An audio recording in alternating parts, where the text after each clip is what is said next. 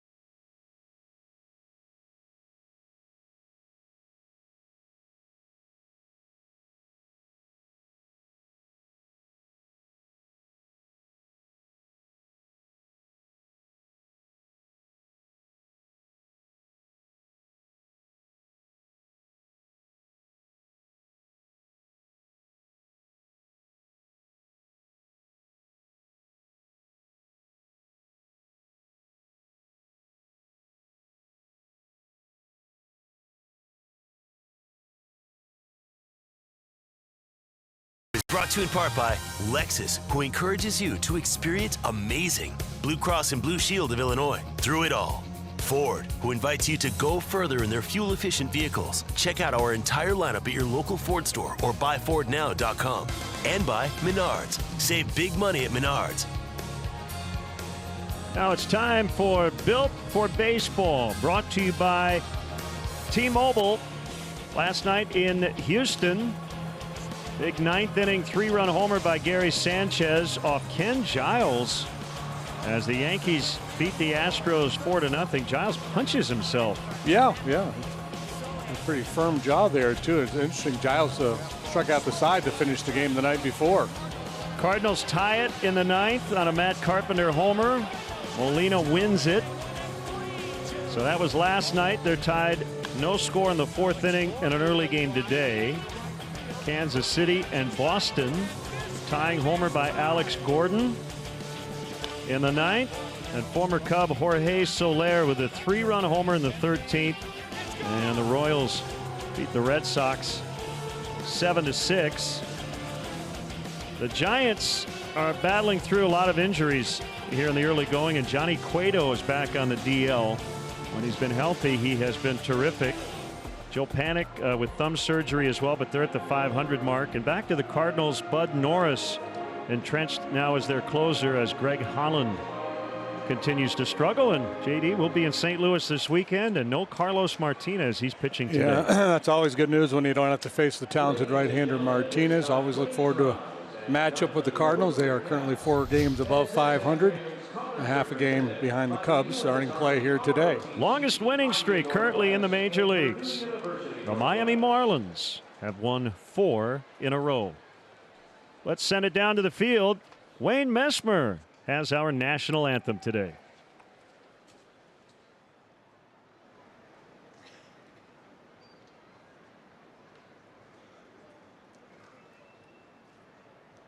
At this time, please remain standing and join Wayne Messmer as he honors America with our national anthem. Oh, say, can you see by the dawn's early light what so proudly we hailed at the twilight's last gleaming, whose broad stripes and bright stars through the perilous fight o'er the ramparts we watched were so gallantly streaming, and the rockets' red glare, the bombs bursting in air, gave proof through the night that our flag was still there. Oh, say does that star-spangled banner yet wave o'er the land of the free and the home of the brave?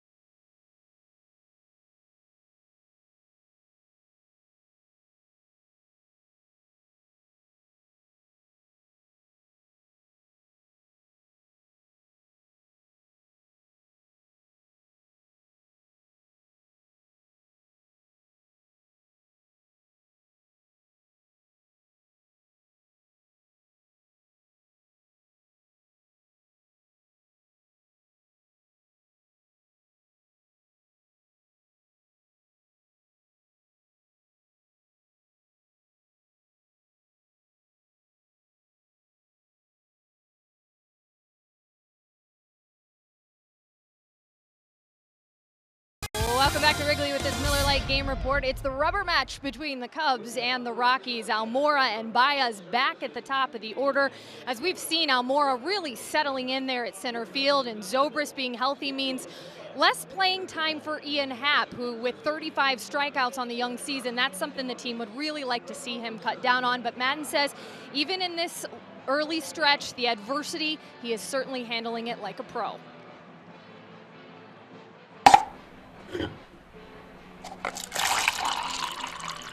You know, I just got to keep talking with him. We got to keep working at things. I mean, of course he's frustrated, but he's handling it so well. I mean, when you have a conversation with Ian, he's not distraught. He's not hanging his head. He's getting ready every day. When he's not playing, he's been a great teammate. For me, with him, it's a lot of conversation. For him, with the rest of the coaching staff, it's continue to work. I do believe when he gets out there, one of these games, he's going to click a couple. And all of a sudden, he's just going to take off after that. Madden, a firm believer in history repeating himself, and he says that hot spring we saw from Happ, it'll be back one of these days. So we will be back here with the finale between the Cubs and the Rockies. Yu Darvish on the way. Lynn and JD with the call is all ahead on NBC Sports Chicago.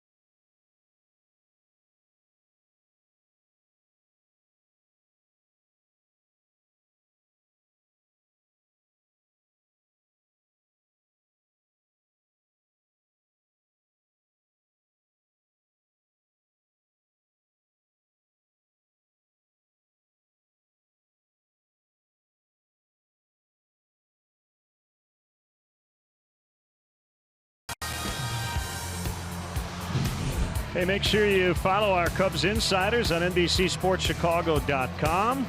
Presented by Nationwide agent Jeff Vukovich. Go to jeffvuk.com or follow him on social media. Nationwide is on your side.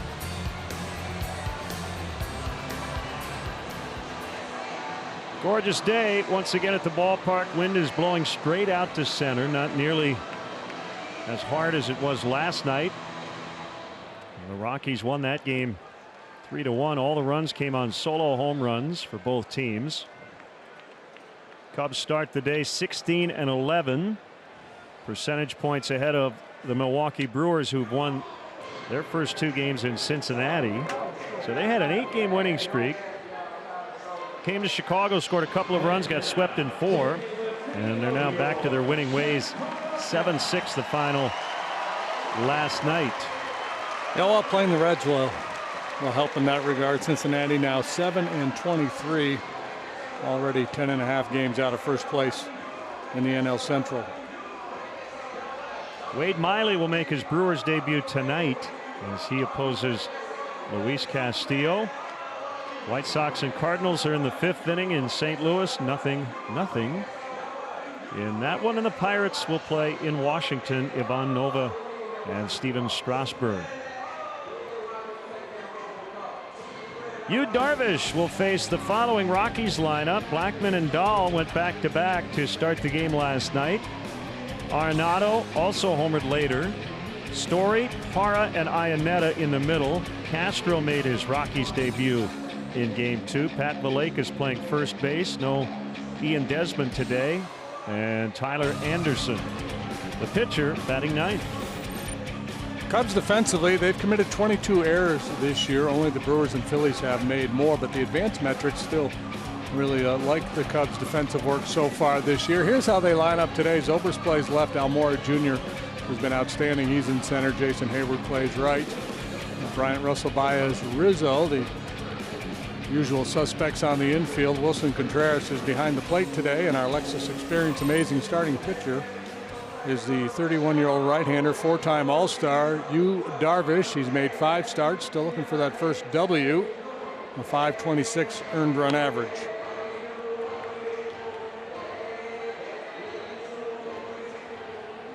Got the umpires for you. That is Andy Fletcher. No call balls and strikes. And 18 years of full-time Major League experience. Crew chief is Jeff Nelson. Rockies wearing their 3rd uniform combo in the series. Alternate purple tops on Monday night. We had black vests last night. They're going with the traditional grays today. It's like they're hosting an award show or something. Some of the costume changes. Darvish works from the stretch exclusively. He has that simplified delivery now. And the first pitch is low, ball 1. And just a little bit below the knees. That little cut fastball was a really good weapon for him. The slider has a little bit bigger break. Sometimes has a harder time finding the strike zone with it. So the cutter, smaller break. That was a real key for him last time out. .84 degrees. Same as last night. Southwest wind, same as last night, although it was 16 miles per hour just after 7 o'clock last evening. It's at 11 miles an hour here around 120. Beautiful day. Great day to play. Can't play today, you can't play.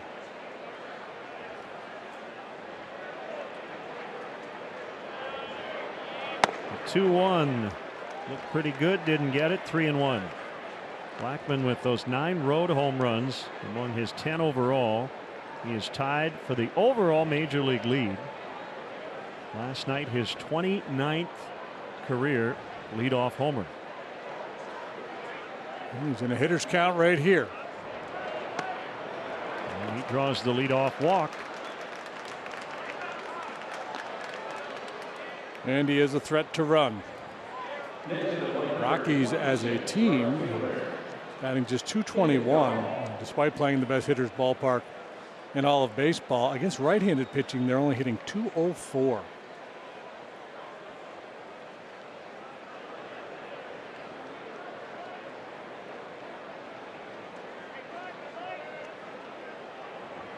So leadoff man aboard. Dahl played left last night, using right today. Last night was the 3rd time the Rockies had led off a game with back-to-back home runs. First time a visiting team had done it here at Wrigley Field since 1937. The great Chris Kampka came up with that one. Boston Bees, who later were known as the Braves.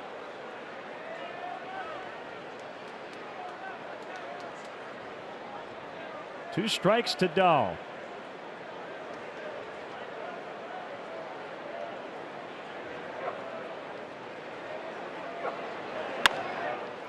It's fouled away.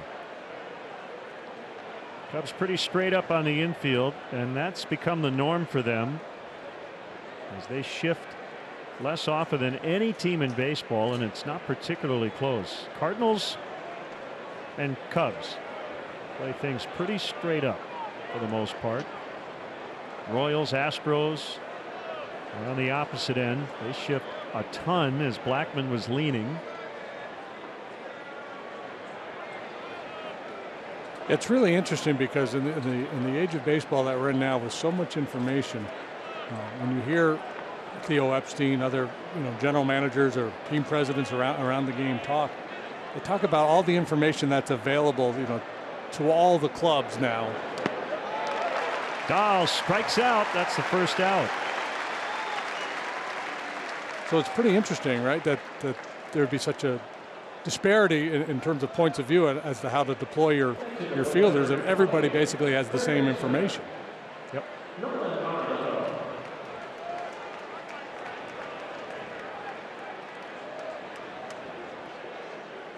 Arenado's had a big season series against the Cubs. 9 for 20. That's a .450 average with 3 homers and 6 knocked in.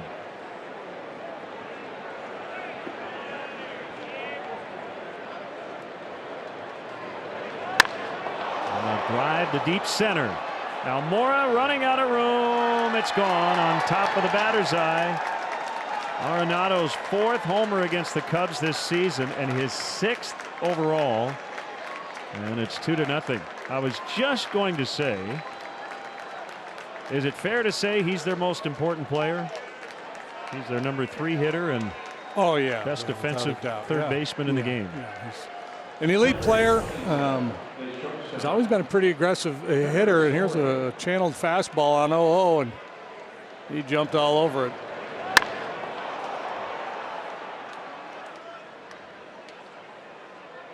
You had the numbers of the Rockies offensively, and they've really been carried by Blackman, Arenado, and DJ LeMahieu, who's currently on the DL. But if there's a contending type team currently that could ill afford to lose one guy, it's probably the Rockies and Nolan Arenado. Yeah, because there's not a lot of depth in their lineup when you look at their club right now.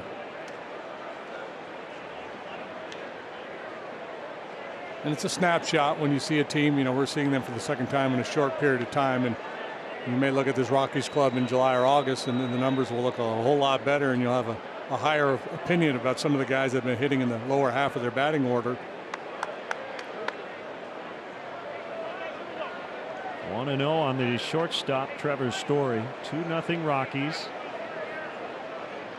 So first inning home runs the last 2 games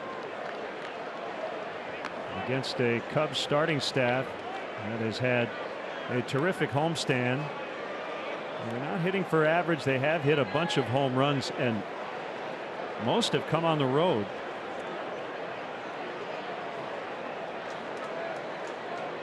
Part of that is this is their 20th game on the road. They've only played 12 at Coors Field.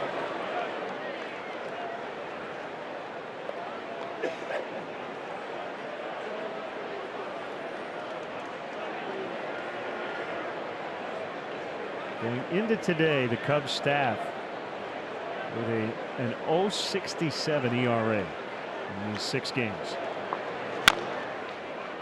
That home run allowed by Darvish, the 4th he's allowed this year, the first to a right-handed batter.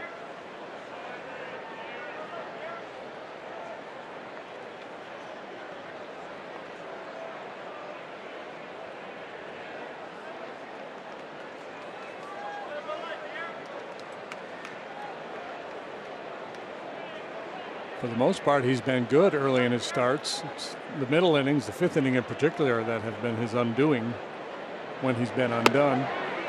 Got him for the second out. Both outs have been strikeouts for Darvish.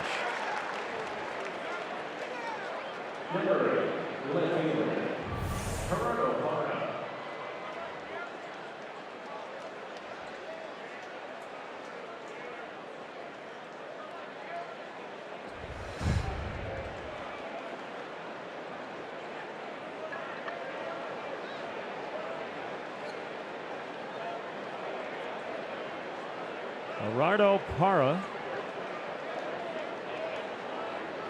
playing left field, batting fifth.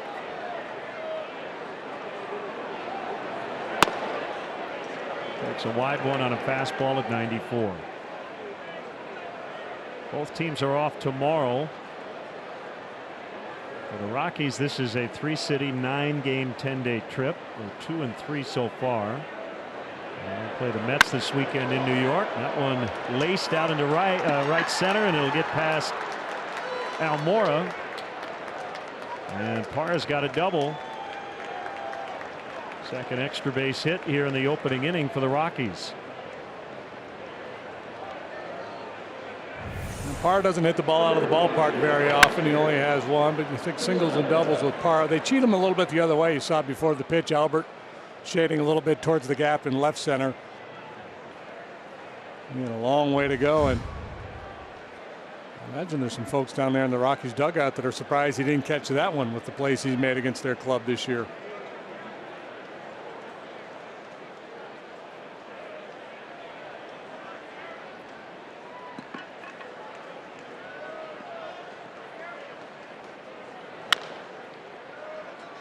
Bounding ball handled by Russell. He'll get Iannetta.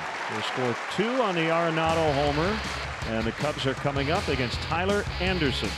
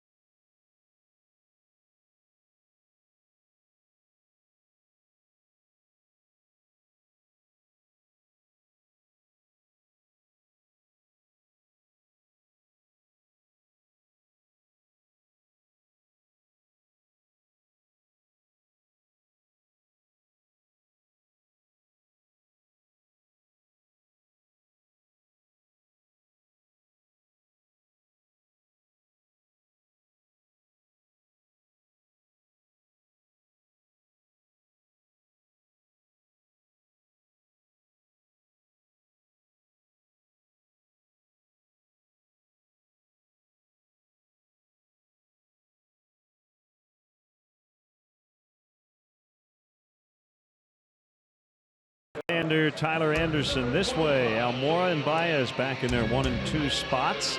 Both off yesterday. Chris Bryant hitting third. Anthony Rizzo was at the leadoff spot last night. He's hitting cleanup today. Wilson Contreras back in there as well. Ben Zobrist plays left. Russell at short. Hayward in right. And Darvish the pitcher.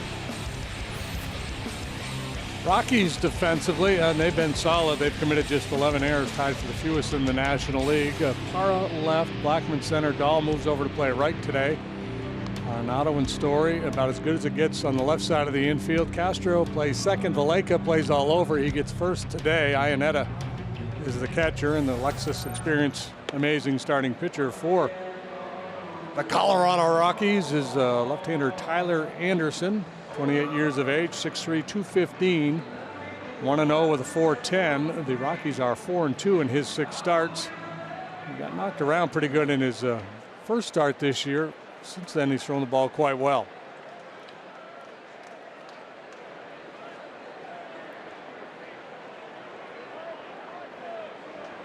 First pitch to Almora is taken high for ball 1. The leadoff man is presented by Binny's Beverage Depot. If Almora gets a hit here, Binny's will donate $100 to the Greater Chicago Food Depository.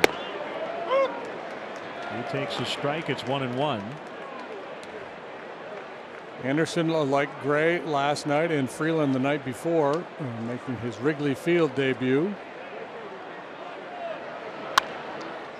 A funky little action with his lead leg there in his delivery.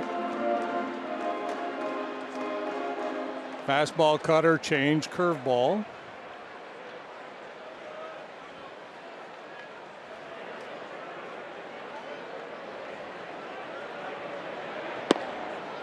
Two balls, two strikes. The pitchers last night, Hendricks and Gray, were able to deal with the wind by keeping the ball on the ground and inducing a lot of weak contact.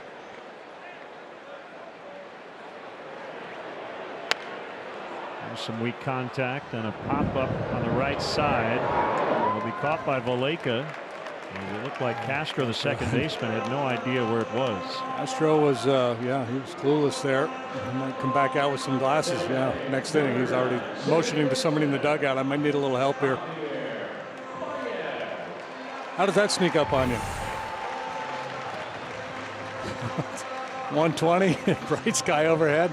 Hey, I hadn't thought about that until I looked up there to try to find that pop-up. So anyway, I mentioned the ground ball thing last night. This left-hander Anderson here,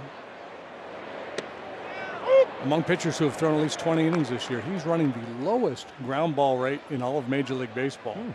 Just 23% of the balls in play against him have been on the ground. Now that's, you know, his career numbers are you know, around league average. And I haven't noticed anything, you know, looking at his pitch usage. I haven't seen anything really drastically different that would lead you to believe that there won't be a little correction in the marketplace there.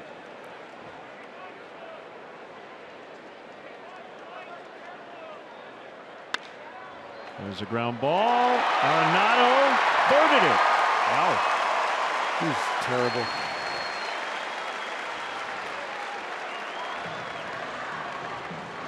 Yeah, how rare is that? And this is, we saw him make an error in Denver. He likes to be on the move when he makes plays, and this one is hit right at him. And kind of going left, going right a little bit. Did everything fundamentally right. He had the glove down, ready to react. Ball just took a little bit of a difficult hop on him, but 99 out of 100, he makes that play. Vegas battle here.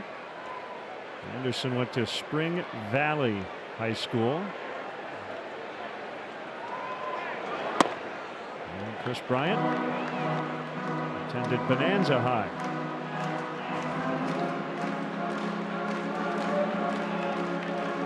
See the zone trap. Can't put anybody in the bleachers. You could, but it wouldn't matter. That would be a cool rule. New shift instead of the four-man outfield. 3 in the outfield, 1 in the bleachers. So both these guys from Las Vegas. One went to the University of Oregon. That was Anderson. And Bryant to the University of San Diego. Both ultimately became first-round picks. Chris, number 2 overall. Anderson, the 20th overall pick, 2011, out of Oregon. Oh man, that funky leg kick had Javi going back to the base as the pitch was being delivered.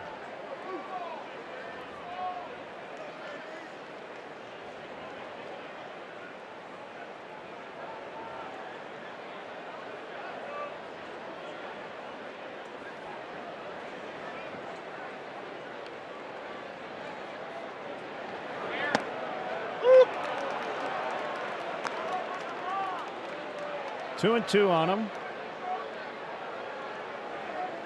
Season series ends today. Cubs have won 3 of the first 5.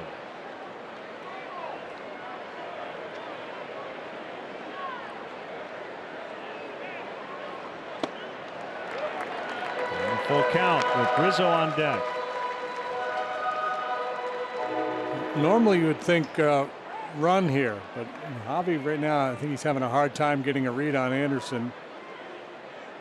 Honorable just whispered a little something in his ear.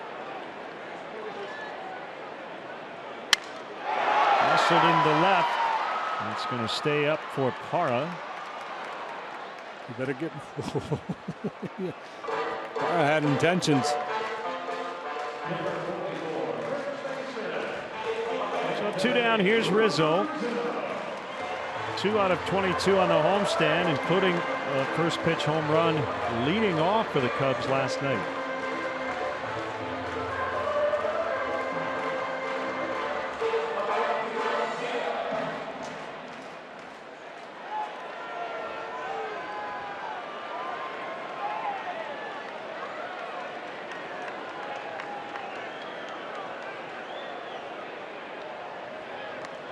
check on the runner.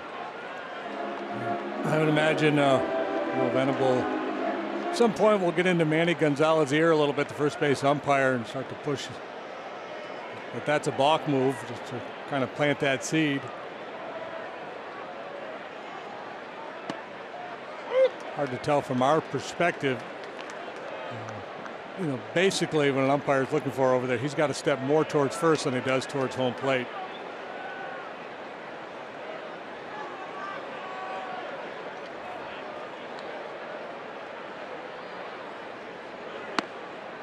Missed the outside corner.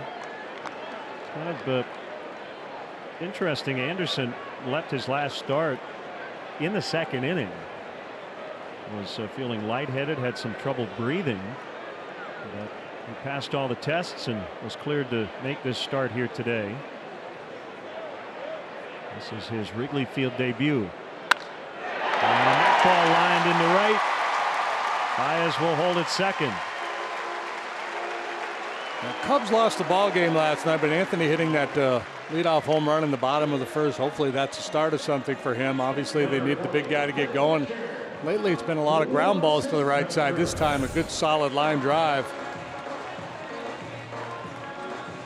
And putting in a lot of extra time with Chili Davis, working on his mechanics.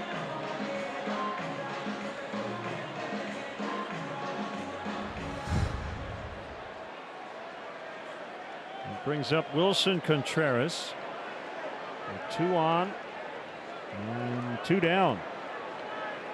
An error and a single. And a foul strike.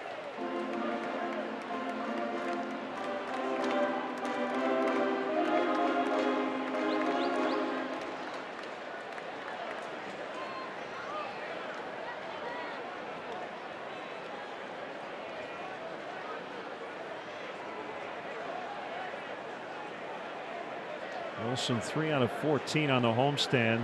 Kind of similar numbers for most of the Cubs regulars, except for Addison Russell. He's been really good. The Cubs have basically been hot and cold at the same time here. They're winning a lot of games despite the fact that they're not doing a lot of damage.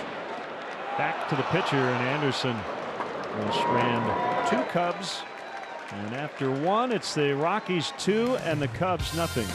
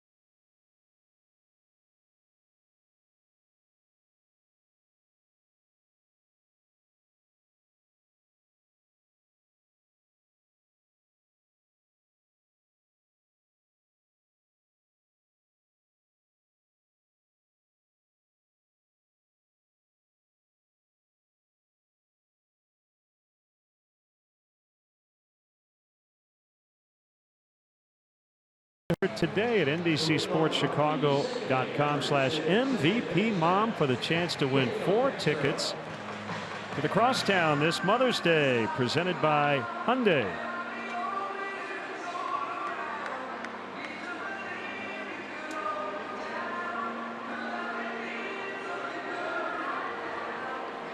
2-0 Colorado. Daniel Castro just came up from AAA last night. 0 for 3, played solid defense. And lead it off.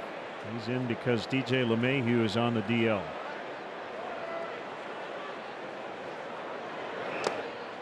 Ball 1 in the dirt. He was hitting a sizzling 407 at Albuquerque. He was the head isotope. Wide open stance. He tightens it up. Bryant will throw him out. It's a hit in Albuquerque. They don't have tall third basemen down there in AAA. You know, the combination of he's a middle infielder. LeMahieu goes on the DL. He had previous big league time and he was batting .400. Kind of a no-brainer to bring him to the big leagues. Well, yeah, and a struggling club that's looking for a spark, and the hope is he could translate that success down there up here. Valleca off to a very slow start. He's playing first base today. Last year did a real nice job pinch hitting. And the starting role this afternoon takes ball 1. Ian Desmond was there last night. He's another one of the guys that is really struggling. You figure sooner or later he's going to pick it up.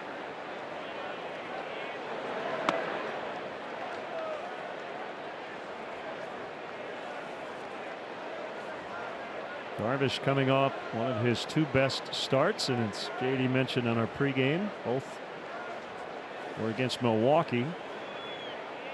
2 starts lifetime against the Rockies. He has lost both. There has to be a sense of urgency with the Rockies and some of the other clubs in the National League West with the way the Diamondbacks are playing. Arizona now 21-8.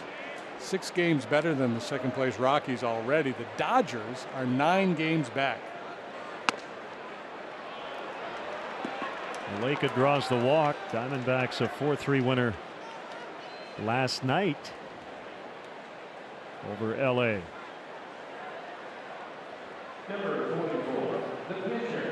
That is a quality baby right there, enjoying a day at the ballpark.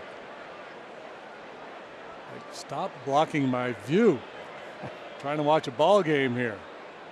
Anderson in a typical bunting spot. Runner on, 1 out. Bryant already in on the grass, and Anderson shows, and he bunts it fair. Oh, the throw goes into center, and everybody's safe. Contreras thinking 2 as Anderson was very slow out of the box. I think they would have turned it. Instead, they don't get anybody. Yeah, no sacrifice given. It's a fielder's choice and an error charged to Contreras. I mentioned the Cubs now 23 errors and a little sloppy lately. Obviously, you got to be quick there to make that play. Contreras is. There's nothing wrong with the thought process. When the ball is right there in front of home plate, you're thinking too, and an accurate throw gets you a double play. And just sailed on him, and now Darvish has got to pick him up. We talk so much about earned run average and what falls on the pitcher's shoulders, and just there are times you got to pitch around errors.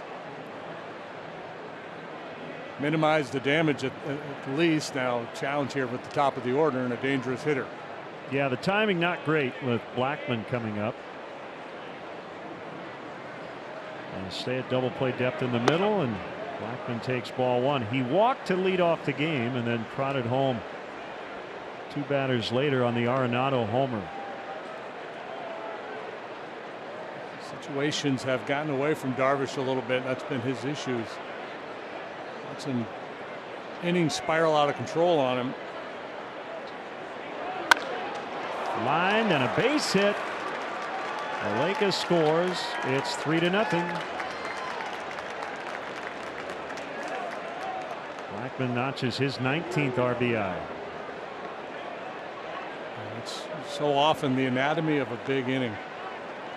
Mistakes at the bottom of the batting order. The order flips over with guys on base. You walk the 8-hole hitter Valleca, who's batting less than 100. Don't get an out on a bunt play, and you're asking for trouble. David Dahl. He tied a major league record in 2016 with a 17-game hitting streak to begin his major league career. Injuries have stunted his progress at this level since.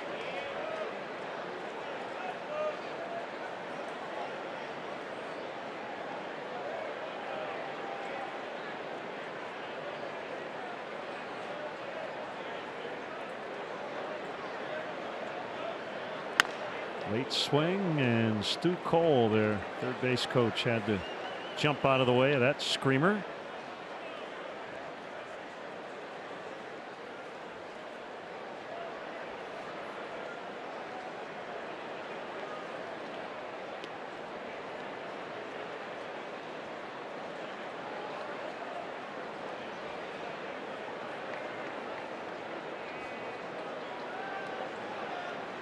First and second, a run in. 2 strikes on Dahl. Arenado waits on deck. Popped up. Foul ground. Bryant may have room, and it hit the net. Just beyond the net. Above the Cubs dugout. That's one where the wind might push it back and make it playable. Pretty brazen 0-2 fastball there to Dahl. Especially with a couple of guys on base and the wind blowing out with the location of number 3 there on our pitch cast.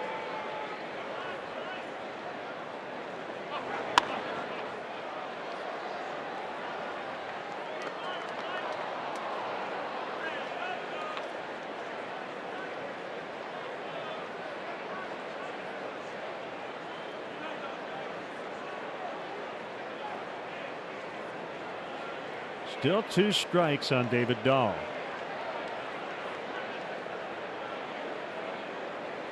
Here it comes. Out in front that time and pulled foul. One of the continuing themes with Yu has been his reliance on slider, cutter, fastball. Not much in terms of soft stuff. Occasional curveball, changeup, or splitter, but not much.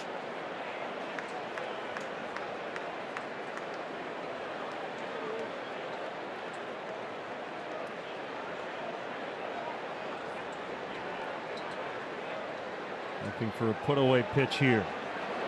And there it is. And he gets him on the slider. So Dahl has struck out both times. There's Arenado with 2 outs. Dahl has struck out in more than half of his plate appearances since being called up to the big leagues.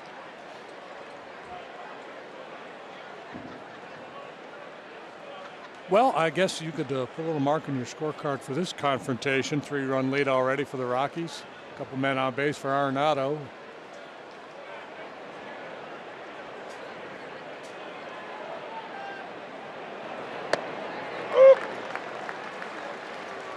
Anderson, the pitcher, at second base. Blackman is at first.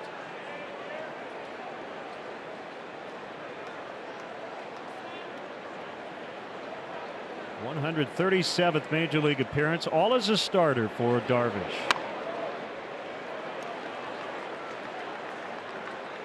Texas, the Dodgers, and now the Cubs.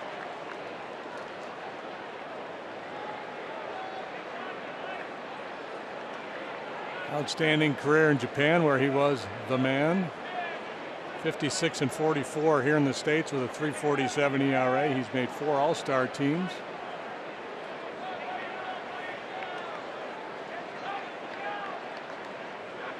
Swing and a miss to end the inning, but they add a run to their lead. It is unearned. It's 3-0 Rockies in the second inning.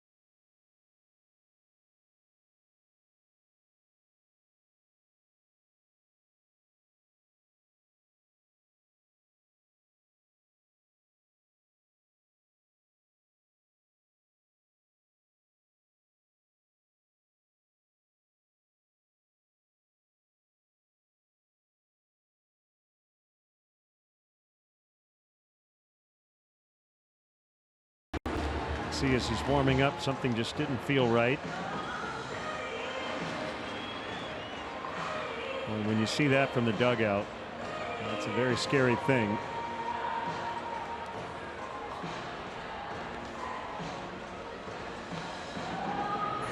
Yeah, he taking passed his normal turn today. Yeah, the doctors checked him afterwards. And he actually volunteered to pitch out of the bullpen the next day. He was feeling fine. Doctor said everything checked out okay. Might have been just a little over caffeinated.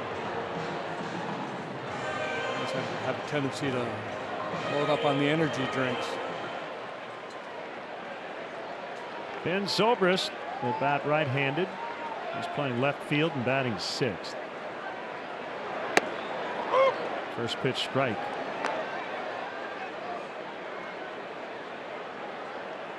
A lot of early action. Cardinals now have a 1-0 lead over the White Sox as they play the 7th at Busch Stadium.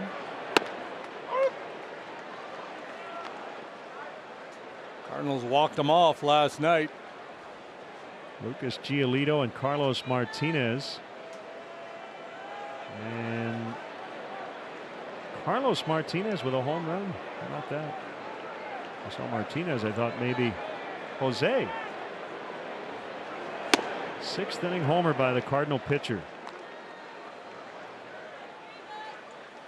Well, that's the old adage. Hit a home run, pitch a shutout. So far, that's the storyline in St. Louis today. 2-2 to Zobrist. Indians blasting the Rangers 10-2 in the 6th. That's a Corey Kluber's start. Matt Moore gave up 10 earned runs in 4 innings for the Rangers. Been there, done that. Feels really good, let me tell you. You can say that now, decades later. I'm guessing you didn't believe it at the time it happened.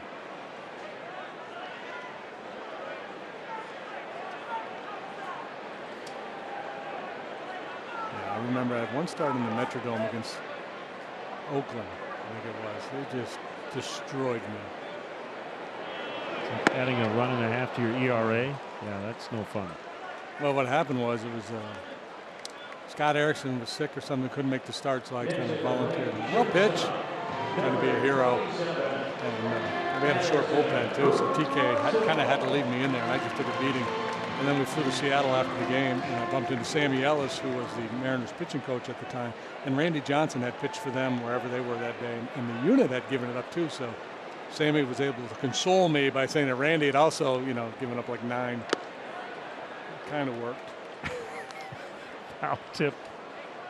Strike one on Russell on the quick pitch. So I was like, we're both left-handed. We both gave up 9 runs today. Comparison ends there. End of story. Well, it's like seeing Tiger Woods put up a 9 on a par 5, and you go out and do that in your local course, and you can say, I just did what Tiger Woods did last Saturday.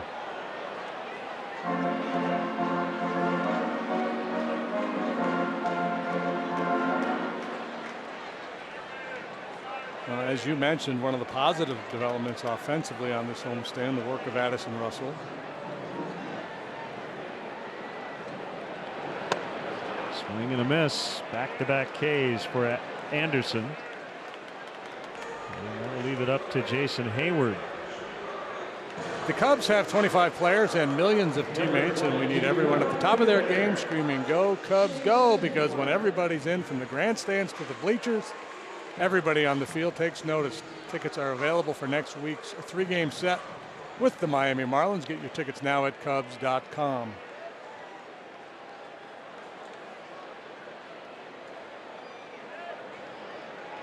Hayward 1 for 11 on a homestand, takes a strike.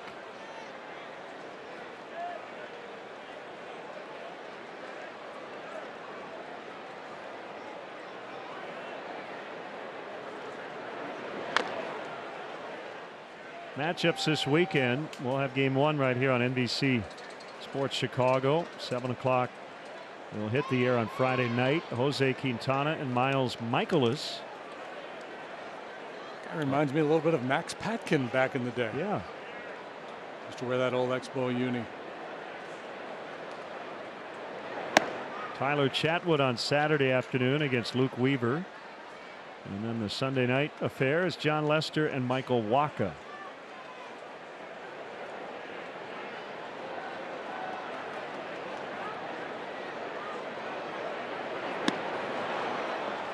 Anderson just struck out the side. And he's got a 3-0 lead after 2 innings.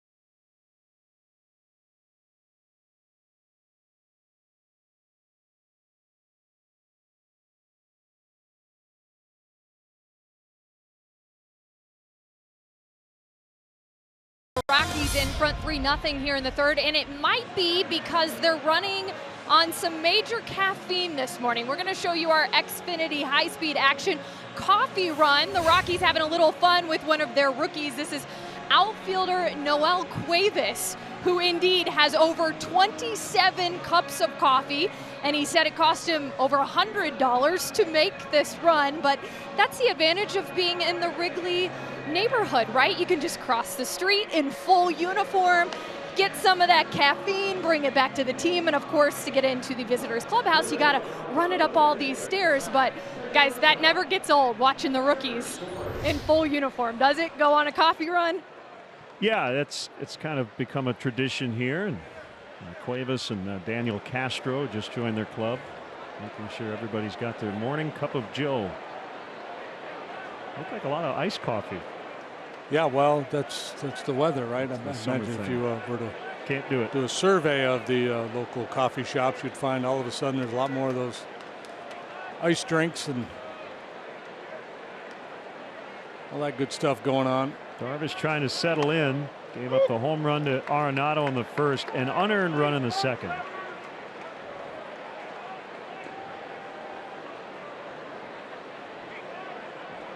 Strike one on Trevor Story, who hit 52 homers through his first 250 career games, a major league record for a shortstop. Mired in an 0 for 12 currently.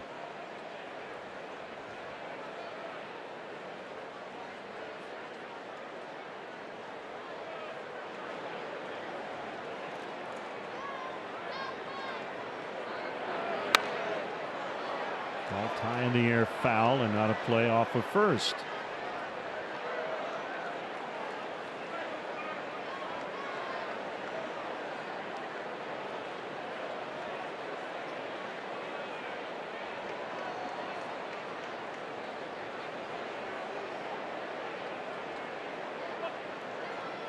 Story batting cleanup.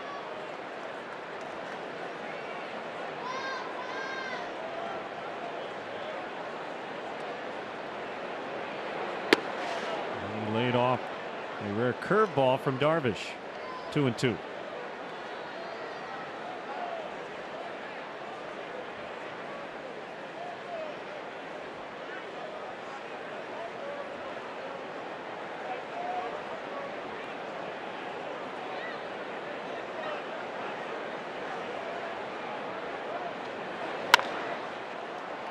A little slip by Hayward, but Baez is out there and he'll make the catch. Always good to have a backup plan.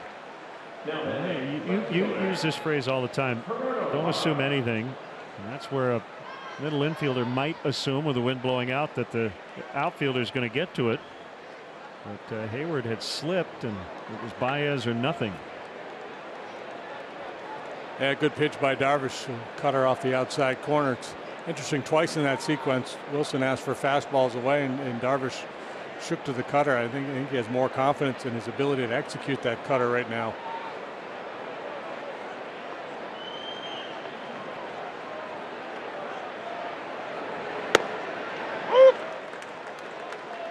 One strike to Parra.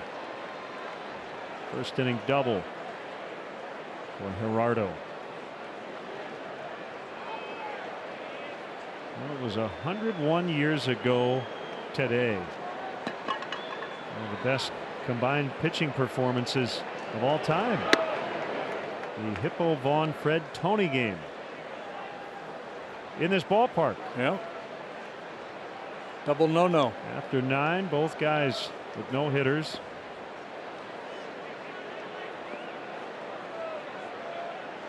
And the Reds won that game in 10. Another ball thumped by Parra. And he'll race towards second, and he's got his second double of the day.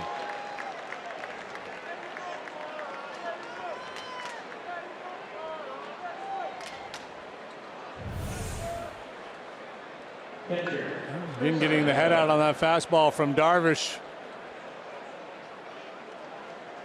Parra, when he was with the Brewers, did a lot of good work against the Cubs. He's had a nice long career.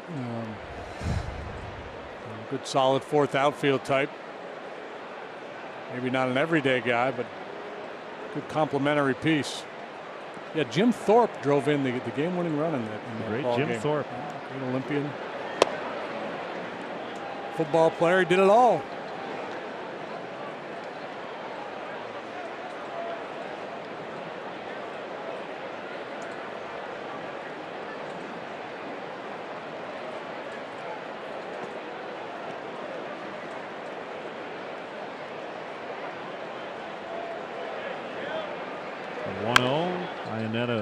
Bounces it foul.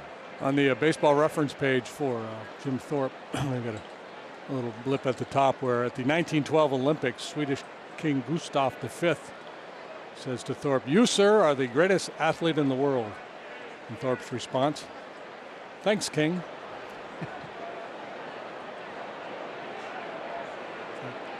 Whatever, King. Tell me something I don't know.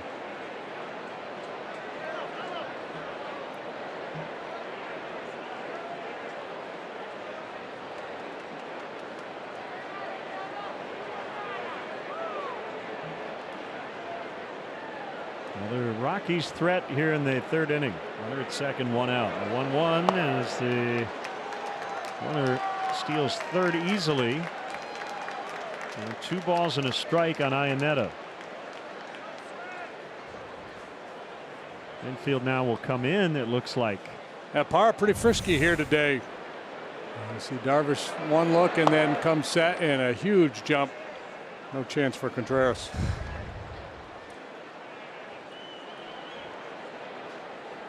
Third steal of the year for Parra. In the dirt, 3-1.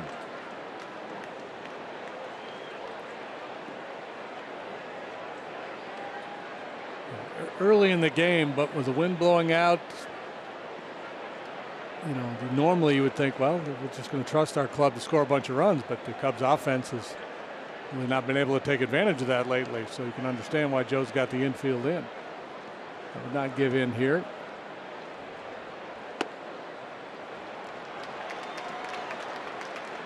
So third walk here in 3 innings for Darvish.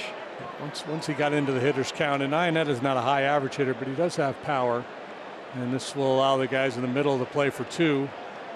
So it'll be Joe to make this visit. So I think this may have be more about infield defense with first and third and Castro a bunt candidate in the box. What they want to do in case there's a squeeze play, a safety squeeze. Doubt that they'd start Ionetta at first base, but he wants to cover, sorry for the pun, all his bases here.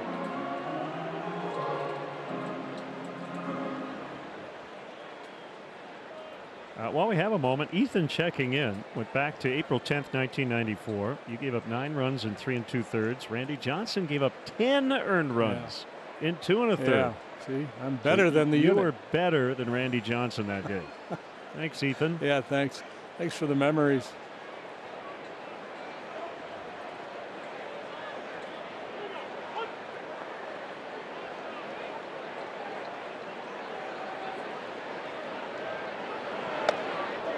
Throw to first. That was a planned play as Baez took off from his position at second, but Ionetta was not far off the bag. Anthony leaves early. That frees Ionetta up to take a big secondary, and Javi comes in behind him. Now this is a throw you don't have to make. That's one where I imagine Joe said, hey, if it's not there, don't make the throw.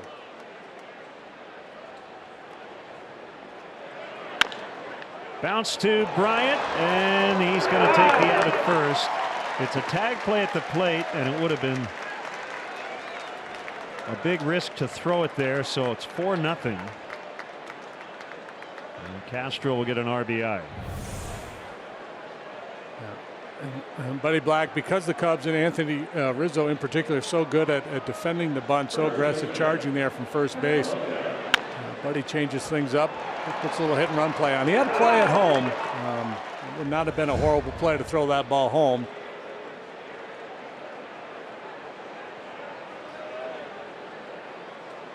The runner at second, and it's Valleca. They've scored in all 3 innings.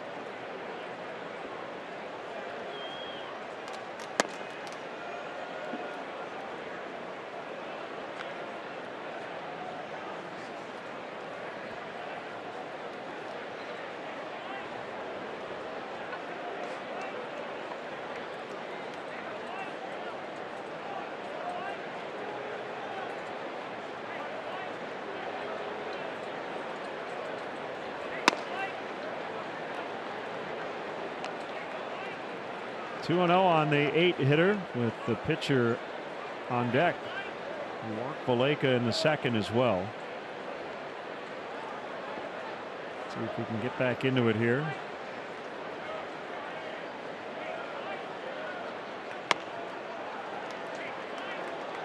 Looked like a good pitch, didn't get it. And a little whirly bird at the top of the zone.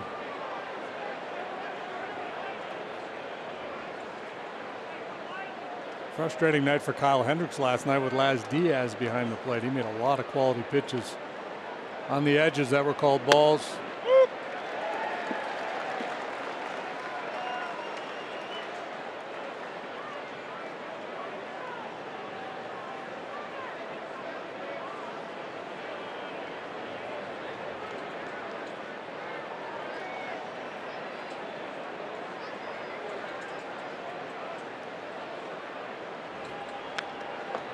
Three and two.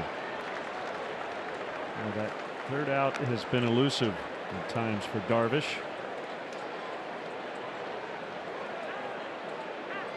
Opponent's hitting .378 against him with 2 outs.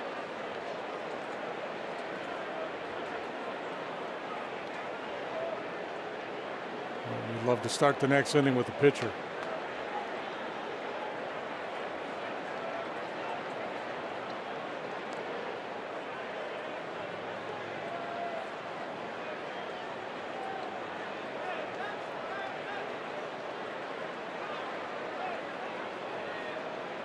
Full count pitch. And we'll try it again.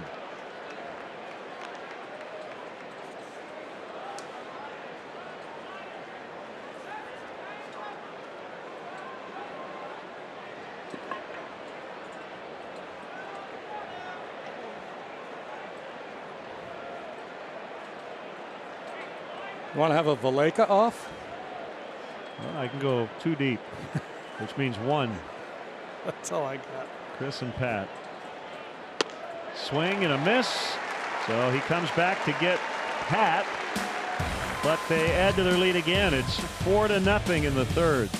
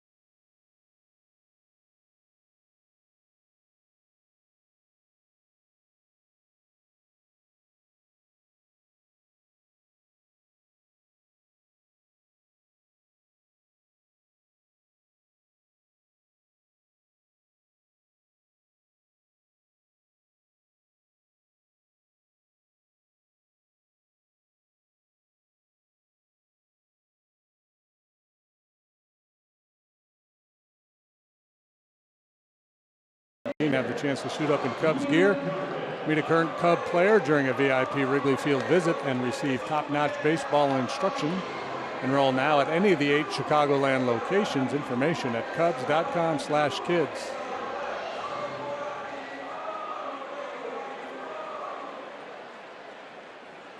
Cubs have some work to do, trailing 4-0.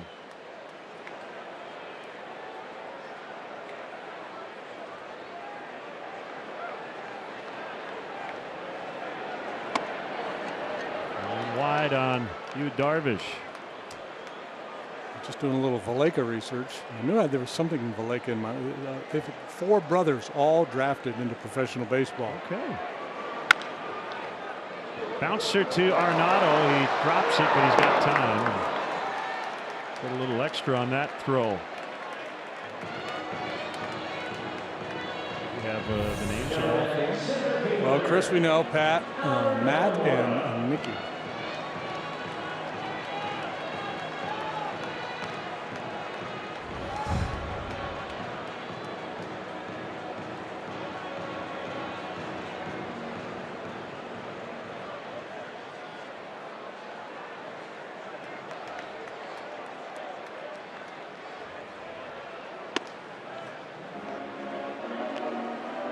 Nick played last year for Bristol in the Appalachian League. It's rookie ball.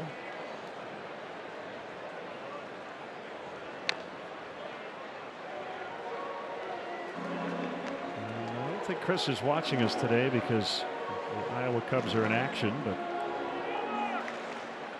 Chris, who played for the Cubs, works for them as a hitting coach.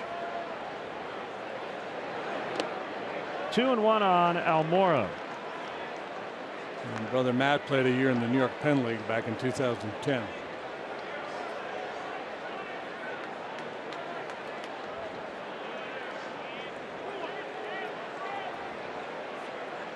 Not quite the Delahanties, but still impressive. Yes. 4 brothers all into pro ball. Yeah, like the Sutters in hockey. I think they had 6 who ended up playing in the NHL.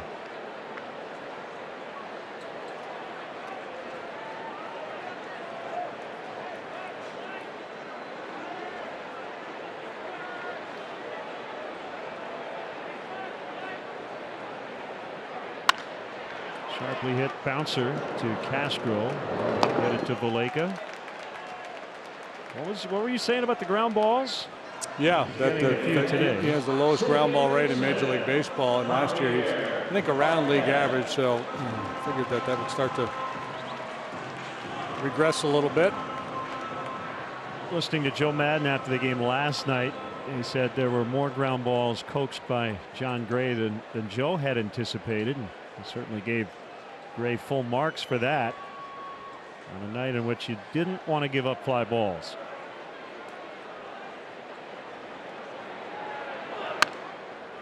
Baez fouls to the screen. Good healthy rip there at a hittable first pitch.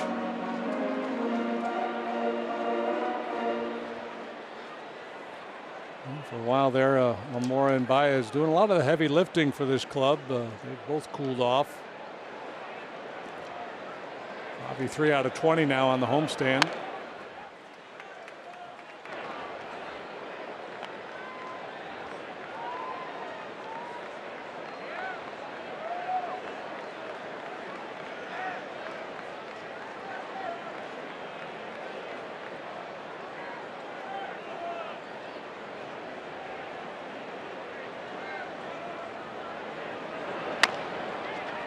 Charged by Arenado. As you said earlier, he likes making those plays on the move. Cubs go in order for the second consecutive inning. Tyler Anderson's got a 4-0 lead after 3.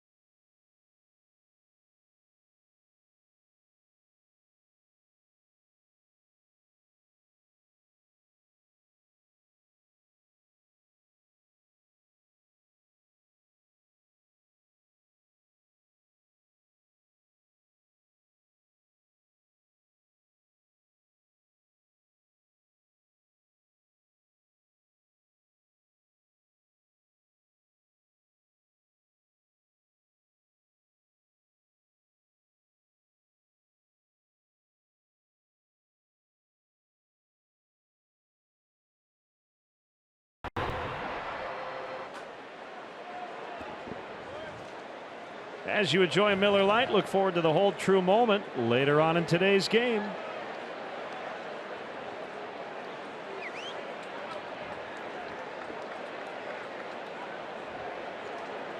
Tyler Anderson has given up 1 hit on the mound. He'll lead things off. He tried to make an out on a sac bunt attempt in the second. Ball was right in front of home plate. And Contreras tried to get the runner at second, instead threw it into center.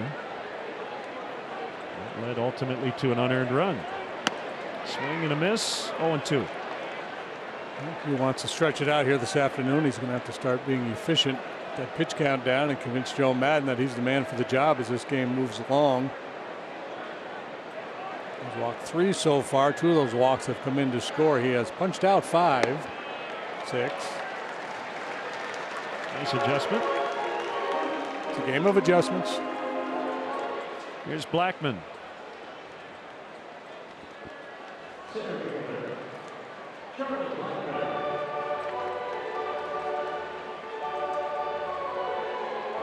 Charlie's made an adjustment. He's not wearing the shades for this plate appearance. It's a little cloud cover today, some rain moving into the area later on, but it shouldn't impact this game.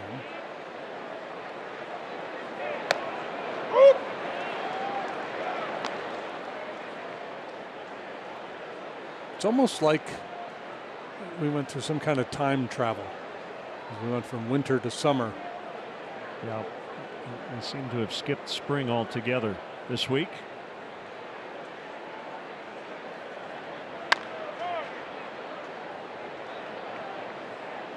And it feels kind of weird, like when we get those shots of the crowd and people are in shorts and tank tops, and it's like, how can this be? We were wearing, people were out here in parkas a couple of days ago. Yeah, we had winter caps on, I think, Saturday.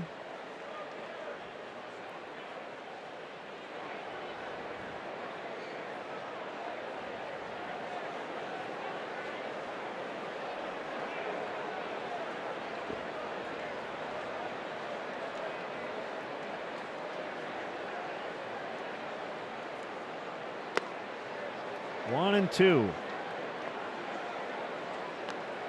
Blackman's been moved around a little bit. He's hit second and third on occasion. I think that's more about collectively just Buddy Black trying to figure out a way to make this offense as good as he thinks it can be. As Blackman strikes out. But he is one of the premier leadoff hitters in the game. 3 straight strikeouts for Darvish.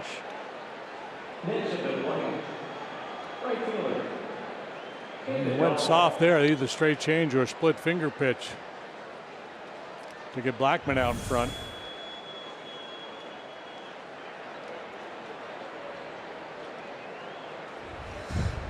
I think for Bud Black, because Blackman has such good power. He slugged over 600 last year, and he's doing it again this year. And the idea is to try to give him some more RBI opportunities.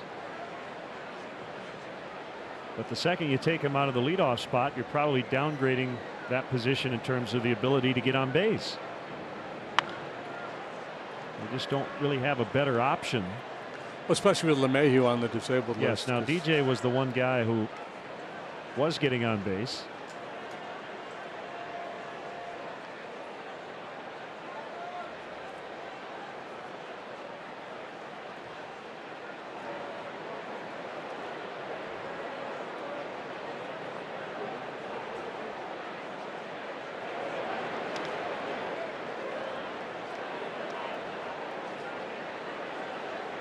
One and two. Tried the splitter again there, just not close enough to get Dahl to bite, who was punched out twice already today, once swinging, last time looking.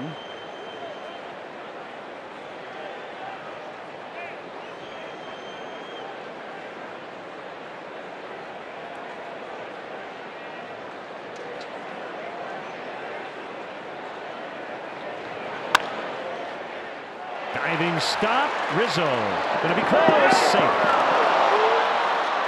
Call is that Darvish was not on the bag.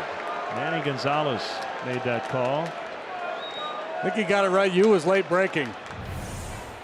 Ball sharply hit, and you'll see Darvish takes a moment before he breaks to first base. And races on, and Dahl's pretty swift.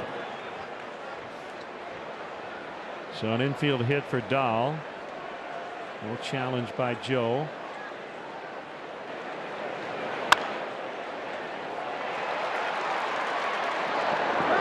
I guess it wasn't so much that he was late breaking, just his delivery kind of had him finish in an awkward position. It took him a little while to get going.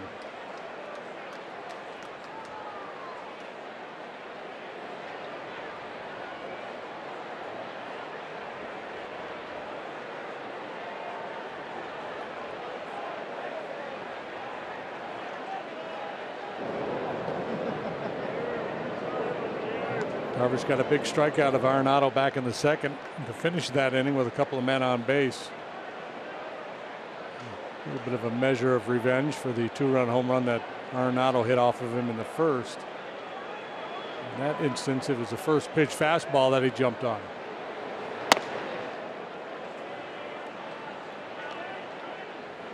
Funny coincidence, I was looking up David Dahl on Baseball Reference, and there is another Dahl, Jade Dahl, big leaguer, briefly in 1963, but the first name that pops up is Babe Dahlgren, and it was on this date when Lou Gehrig sat out. Dave Dahlgren replaced him in the Yankee lineup, and I think they scored 22 runs in a win over Detroit.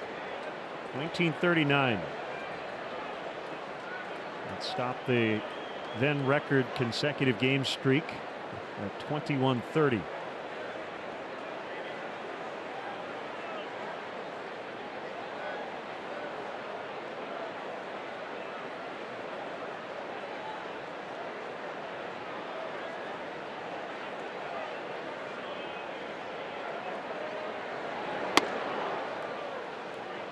Curve missed outside.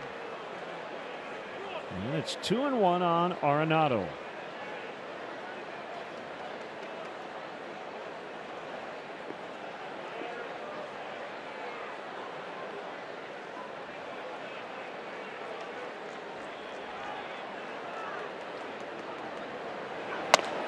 Swing and a miss, 2-2. Had a little hair on it upstairs. He's been 95, 96 consistently here today.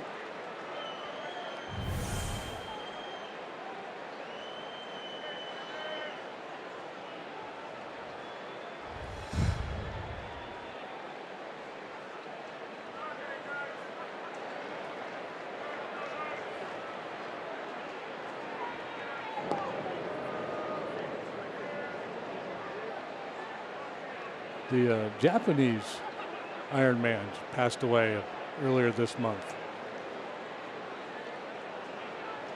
Sachio Kinugasa. How many in a row did he play?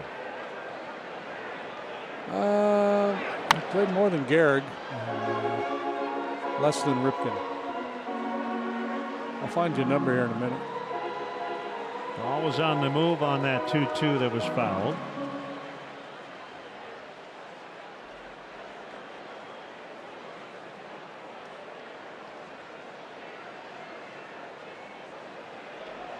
Everything at the top of the zone here to Arenado. 22-15 for Kinugasa.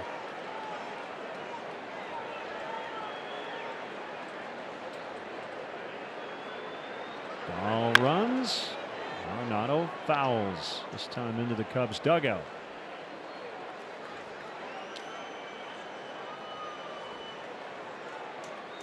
Nolan Arenado's the first infielder ever to begin his career with 5 consecutive Gold Gloves.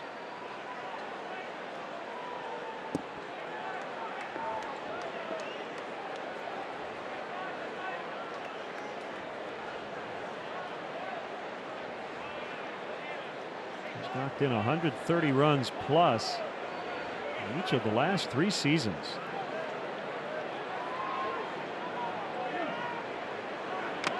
Foul tip, strike 3. So the last 4 outs recorded by Darvish have been strikeouts. We move to the bottom of the 4th. Rockies 4, Cubs nothing.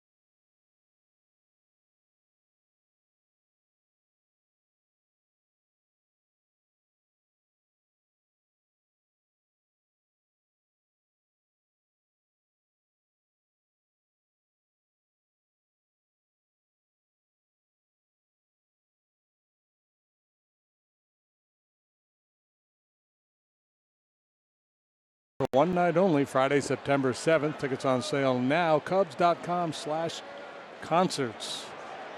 The Piano Man.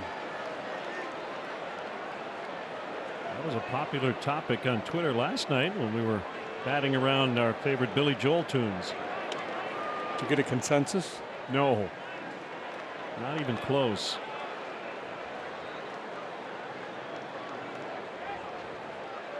Like New York State of Mind, too. That's another good one. Which speaks to how great his catalog is. He was like a 25-hit wonder.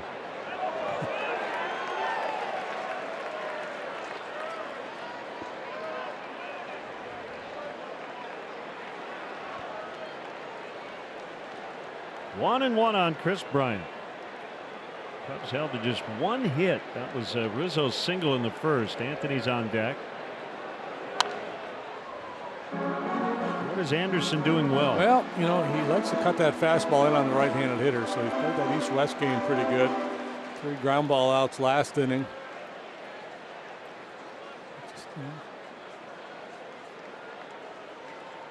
Good enough command of his secondary pitches to keep everything in play.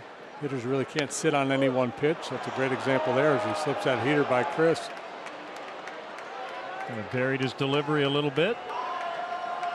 Put some funk there too. We talked about the leg kick. I don't know if that really creates any kind of a distraction for the hitter, but that's a quick delivery. He's got a short stroke. Appeared to be a good pitch.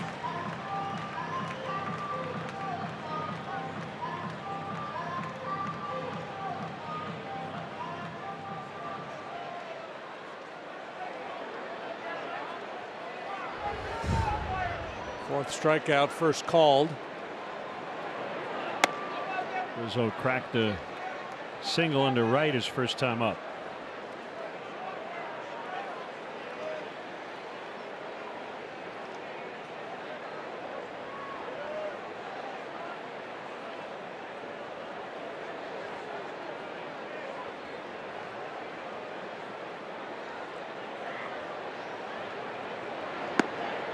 That's way outside.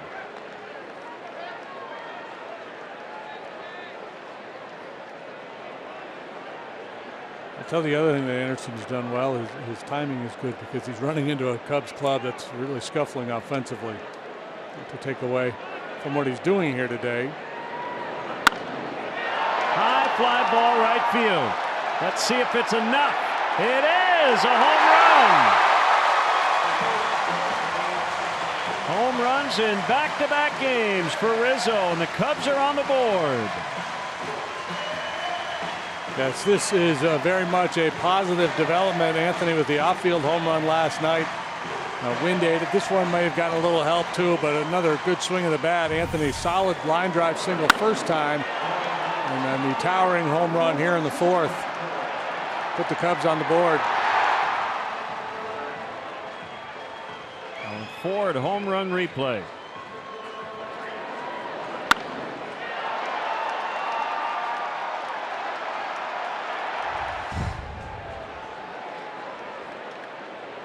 That'll create a little joy in Mudville.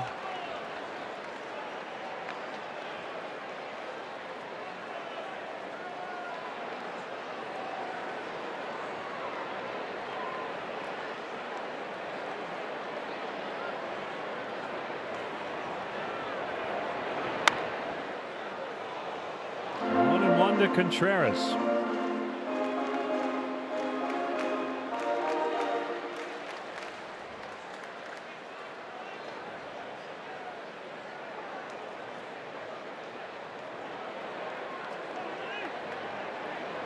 Anderson throws, and that ball crunched foul. Hard, but it's impossible to hit that ball fair. That's that cutter in on the hands.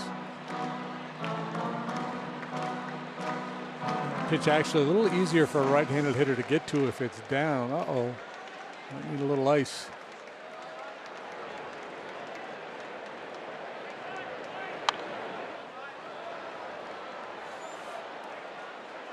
Hitter sees it out of the hand. It looks very tempting, and then that ball just rides in, up and in on their hands, and it's really difficult to get the barrel on it. And if you do, you're probably out in front and you're hooking it foul.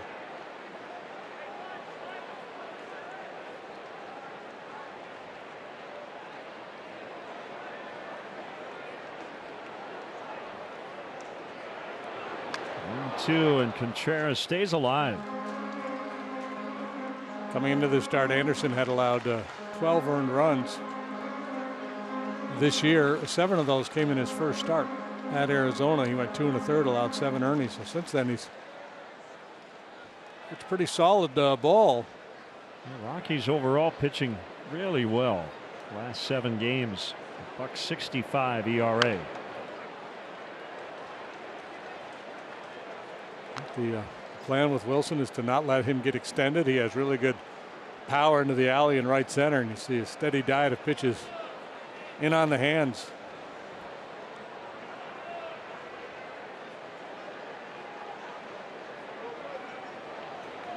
And try to bounce something away. Well, he's shown 7 pitches, and not one on our graphic has been completely in that box. Strikes are overrated. The best pitchers in the game, it's strike 1, and then they go to work out of the zone, and they have the ability to throw pitches that look like strikes that finish out of the zone with late movement. Good to see some green stuff on the walls. As we get into May, that's foul.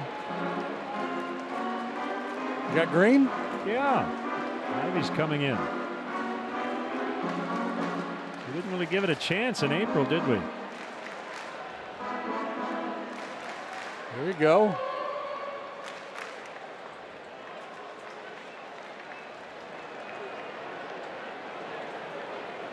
Got Bette Midler singing The Rose in my head now. Good take. Good work here by Contreras. Anderson has not walked a batter here today.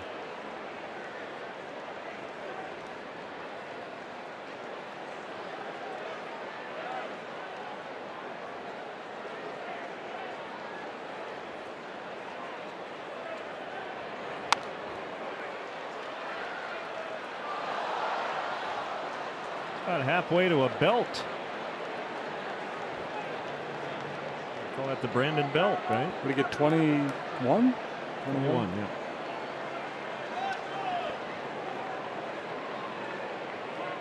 Kind of want to connect the dots and see what it makes. Good work. Draws the walk and rides a base runner for Ben Zobrist. Just making him throw all those pitches was good work, and then to earn the walk even better. One more time back to that cutter that induced so many foul balls. This time Contreras, he's savvy to it. He knows they're coming in there. Takes the walk and then says, let's go, boys. Big lead at first. Anderson to the plate. Zobrist takes a strike.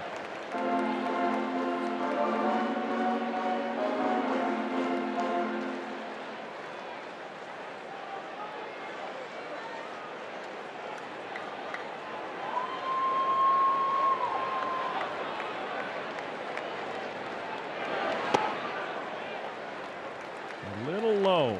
Back-to-back changeups.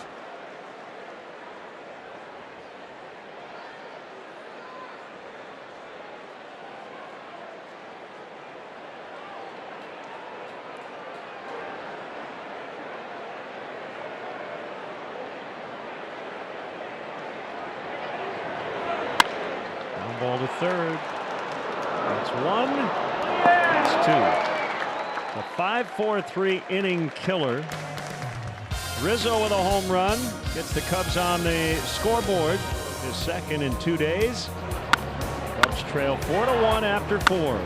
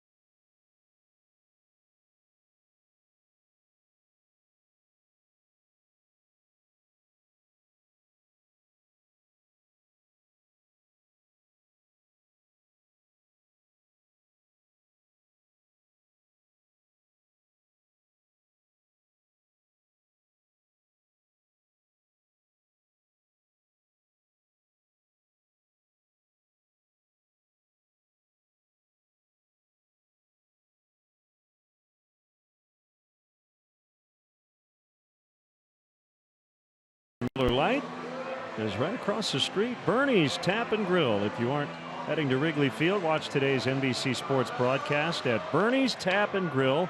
And to see the complete list of the bars of the game presented by Miller Lite, visit NBCSportsChicago.com.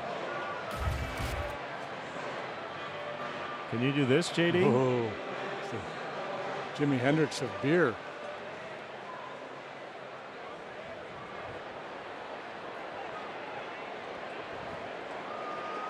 4-1 Rockies lead. They bat here in the 5th against Yu Darvish. He worked his first scoreless inning in the 4th. 3 strikeouts and an infield hit.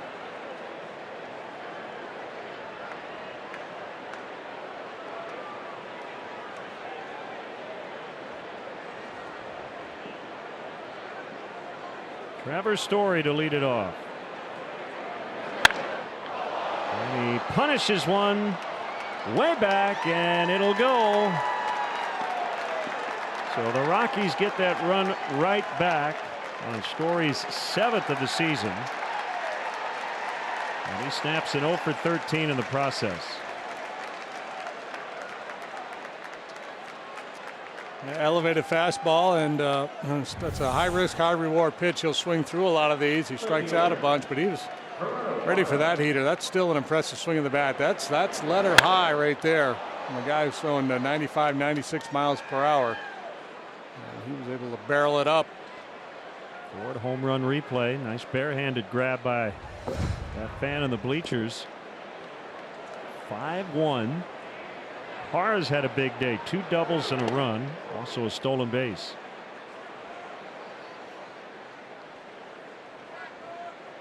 You know who used to hit him like that? Who's that? Keith Moreland. You're right. Celebrating a birthday today. Hey, happy birthday, Zonk. Zonk is 64.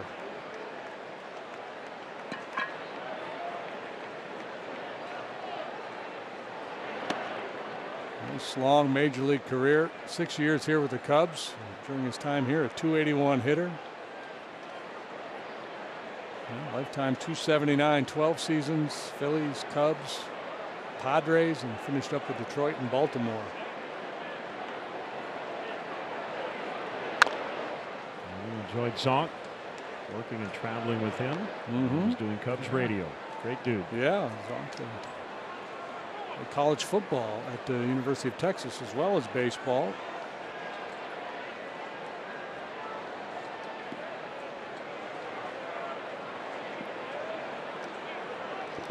Two and 1 to Parra. And he hits a fair ball on the ground to Rizzo, and Anthony will beat him to the bag. Parra with a bid for another extra base hit. If he's able to slip that one by Anthony, likely his 3rd double of the day. Hard to do that, though. Anthony, the big guy's got tremendous range.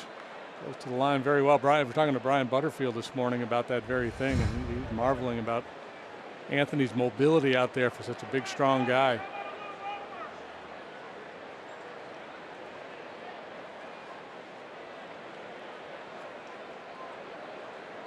Obviously, Darvish will not pitch a complete game today. And Mike Montgomery, pretty good chance we'll see him work at some point. Like to get him some reps. It's been a while since we've seen Monty. Off day tomorrow. He's been on sabbatical or something. Strike called. Ryan Dunsing is up.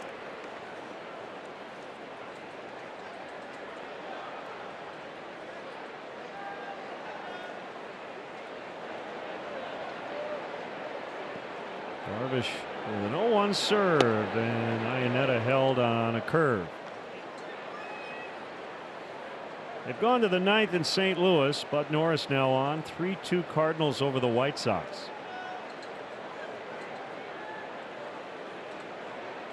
Cardinals a half a game behind the Cubs and the Brewers. Pirates also a half a game out. So 4 teams all bunched together atop the NL Central.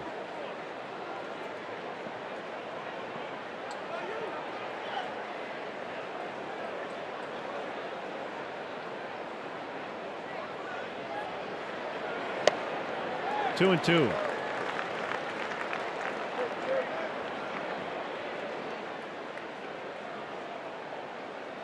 Iannetta returning to the Rockies for his second tour.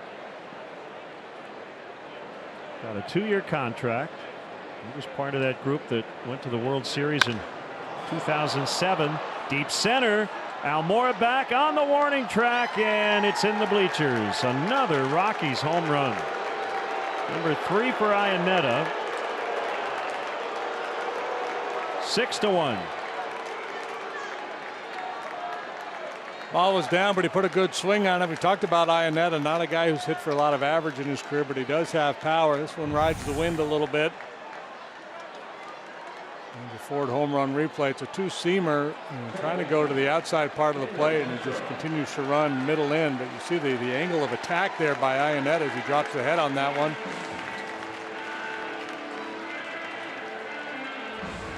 Well, a rough one today for Darvish, as he'll exit in the 5th inning. Brian Dunsing on. 6-1 Rockies. We'll be back.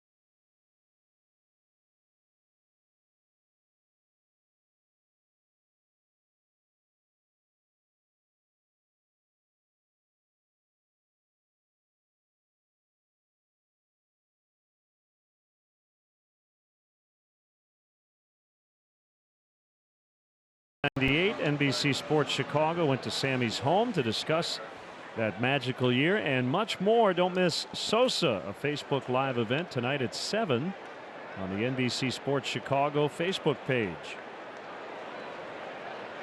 Time now for the BioFreeze call to the pen, official external pain relief of the Chicago Cubs. It's Brian Dunsing making his 14th appearance. He's been quite dependable, still working with a 0 ERA.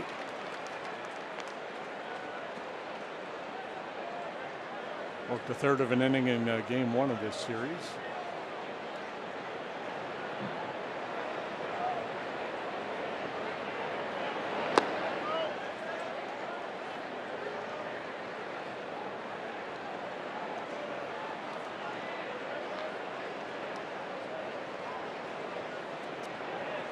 Still just the 5th inning, and there's plenty of time for the Cubs to make some noise here today.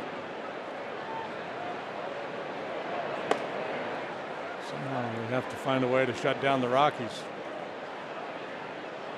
Cardinals just beat the White Sox 3-2 the final.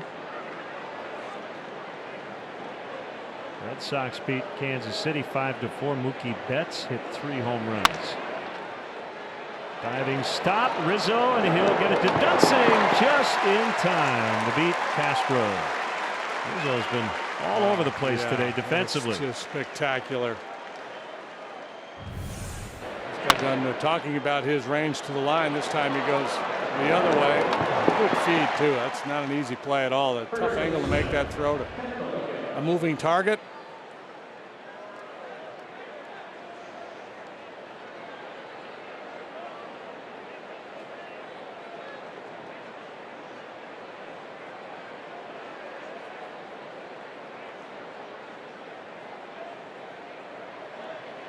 2 outs. It's Valleca. And the curve is out the outside corner. 4 1/3 for Darvish. 7 hits, 6 runs, 5 earned.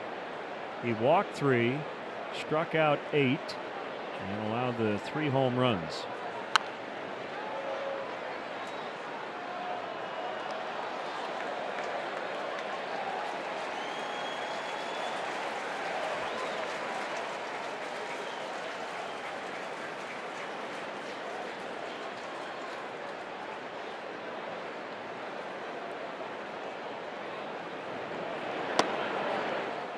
Two and one.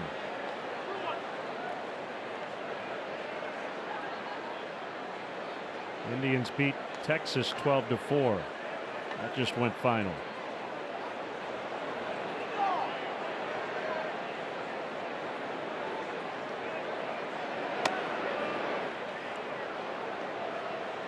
The Rockies with that low batting average, tied for the lowest on base percentage in the league. And we talked about the fact they've hit a lot of home runs, so they've been a home run dependent club. 3 of them in the ball game last night, and all solo shots. 3 more here today. Well, they've been on base at a 40% clip today, and that will go up as Valleca takes the walk. So his second reach. The beneficiary of all this is Anderson. And he'll bat with a 5-run lead.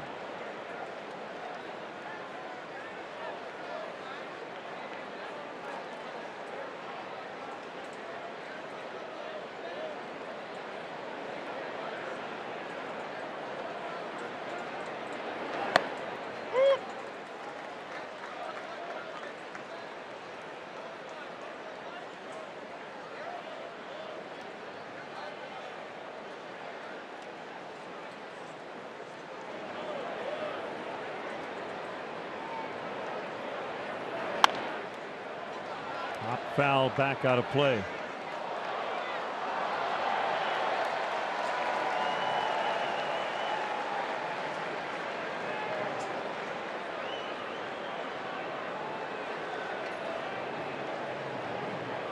This upcoming road trip, just 3 games in St. Louis, and then the Cubs are right back home next week. Anderson is out. Rockies knock Darvish out of the game. Story and Iannetta with home runs, and it's 6-1 midway in the 5th.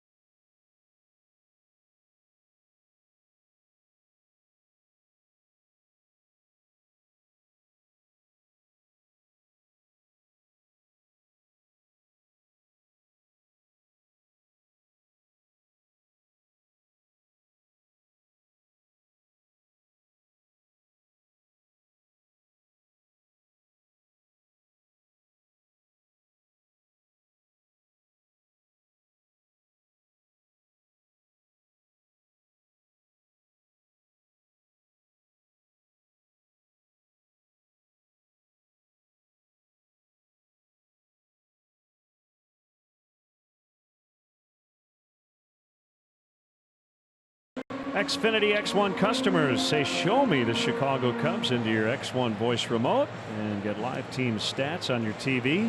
Change the way you experience TV with Xfinity X1.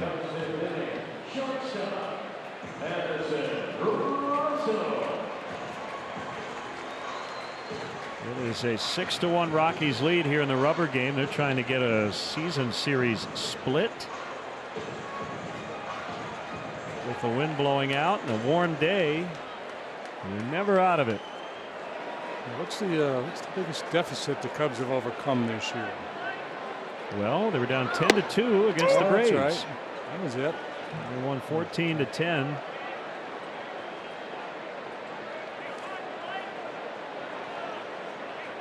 The coldest day in the history of ever. 0-2 on Russell. Yeah. So that was a day where it was just so cold it was hard for the Braves pitchers to throw strikes. Today it's a little different animal. It's a warm day, so this is where the Cubs are going to have to earn it today. Have to do some slugging. Russell in the air, deep right. And it's going to stay in the yard, and it's caught by Dahl.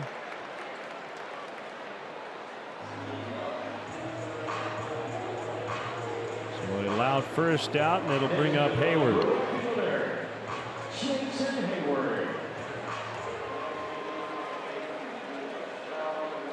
Aside from Anthony Rizzo, the Cubs are being no hit today.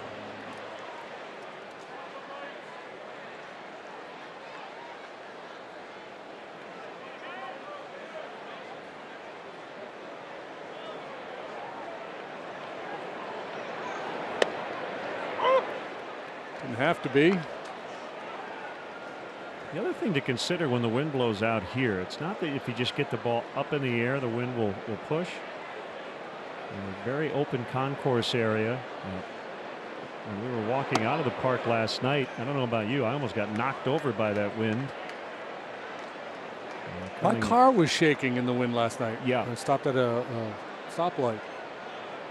But between the first and second decks, the wind really howls through when it's blowing out.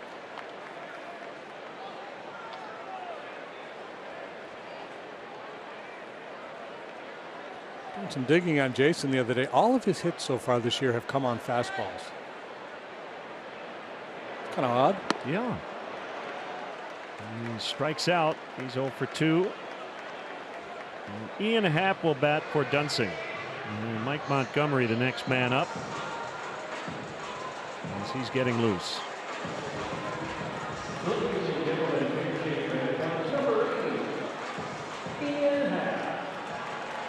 So last night, this kid for the Braves, Soraka, is that the name? Soraka, yeah. 20 years old, made his major league debut, got the win.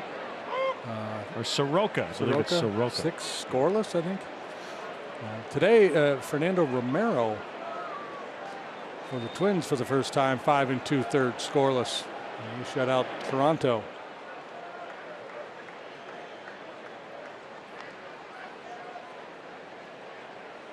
Romero beat Stroman. Last night it was Soroka over Syndergaard.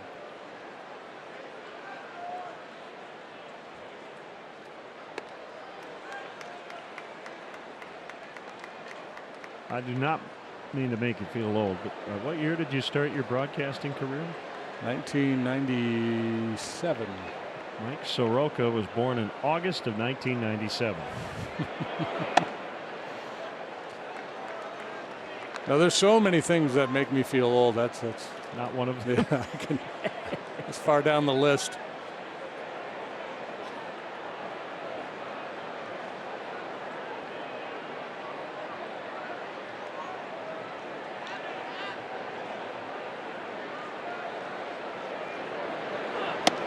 Big swing and a miss. Happ is out. So are the Cubs. Quietly in the 5th. All Rockies so far today.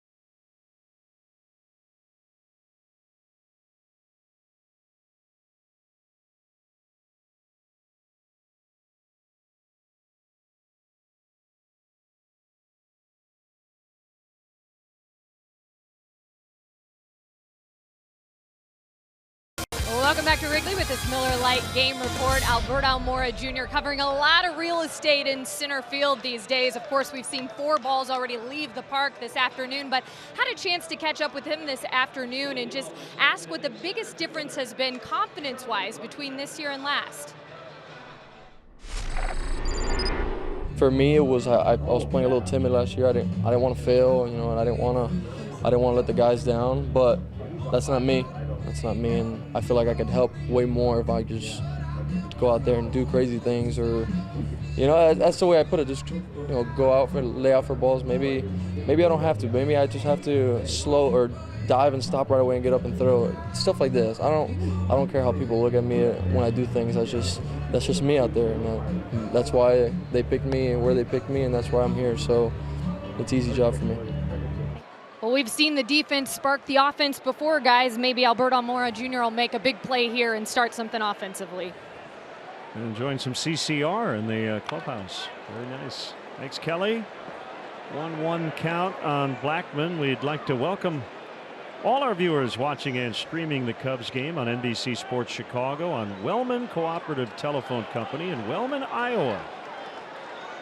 It's the aforementioned Mike Montgomery, working for just the 9th time. Last pitched a week ago in Cleveland.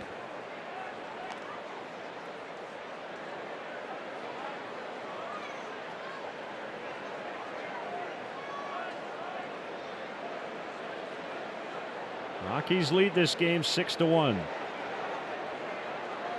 Out hitting the Cubs 7-2.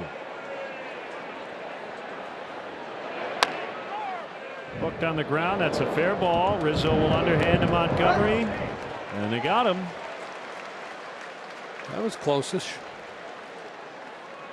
Hey, big anniversary's coming up. May 6th marks the 20th anniversary of Kerry Wood's famous 20 strikeout game. Relive the moments in a Cubs production original film titled 20. Sunday, May 6th at 1:20 p.m. only on the Cubs Facebook page.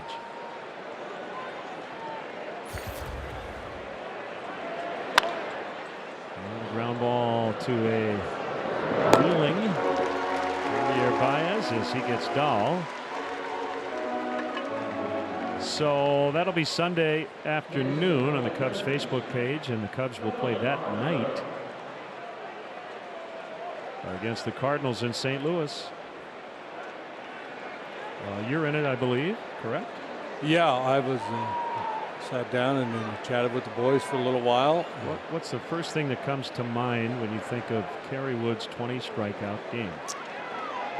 Just his stuff that day. How otherworldly it was, the exploding fastball and the huge breaking pitches. And then some of the looks on the Astros hitters. You got to be kidding me. Yeah. Vibe.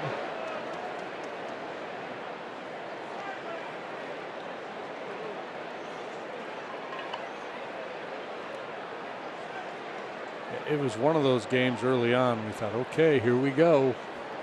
There's a pretty good chance something special is going to happen here today.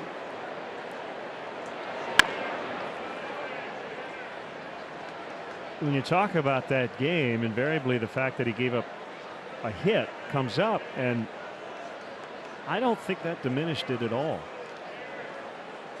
No, it's arguably the most dominant performance ever.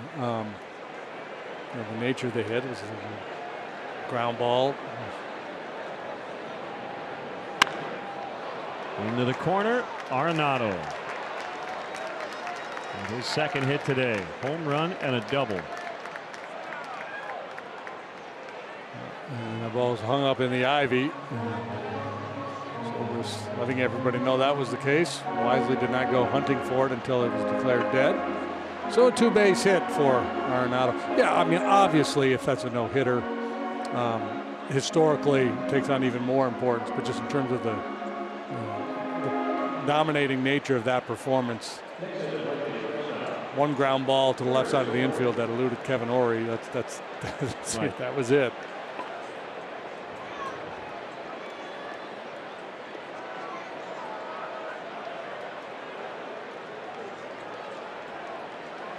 funny, I was listening to the broadcast of that game, a little bit of it the other day, and I was actually lobbying for an error at the time. Oh, really? Yeah, yeah. And I've since seen the play, and I'm more hit now than error. But at the time, I was kind of thinking, I thought it was a play that should have been made. And, you know, maybe now as you look at it, it's a play that could have been made, but hard to say that it should have been made.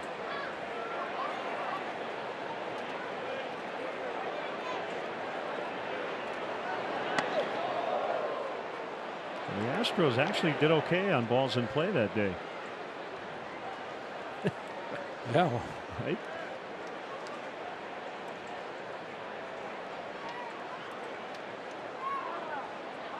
there was 20 strikeouts. There was a sacrifice bunt accounted for another out. Any double play balls? I don't believe so because he didn't walk anybody, Yeah, and there Biggio you was go. hit by a pitch. That's the other piece of it. So if Gutierrez doesn't reach on that base hit, Shane Reynolds doesn't bunt him over, Shane probably strikes out, and Woody ends up with 21. Which nobody's ever done. Right. But would the dynamic have changed in his mind if it had been a no-hitter? Does that affect the rest of your game? If you know you haven't given up a hit. Yeah, watching him pitch though, he was just in the zone, and he was just, just a young maybe. kid with his 5th big league start, and he was just kind of letting it fly. I think he would have had the same approach regardless.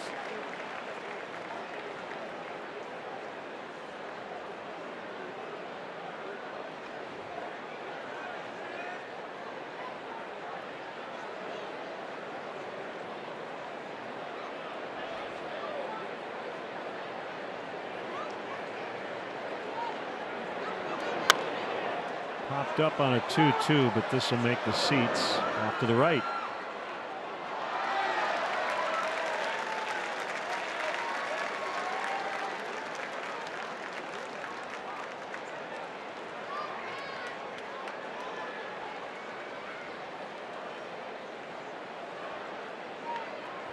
Two-out double by Arenado. 2-2 count on Trevor Story. The lefties Blackman and Dahl to get things started with a couple of ground balls. Another dangerous right-handed hitter. Because, as everyone knows, been a versatile guy, working both as a starter and out of the bullpen. The stuff plays well against both right and left-handed hitters. He's an extreme ground ball pitcher against the righties. He gets a lot of rollover ground balls on that backdoor curveball. Guys will hit that on the ground to short or third.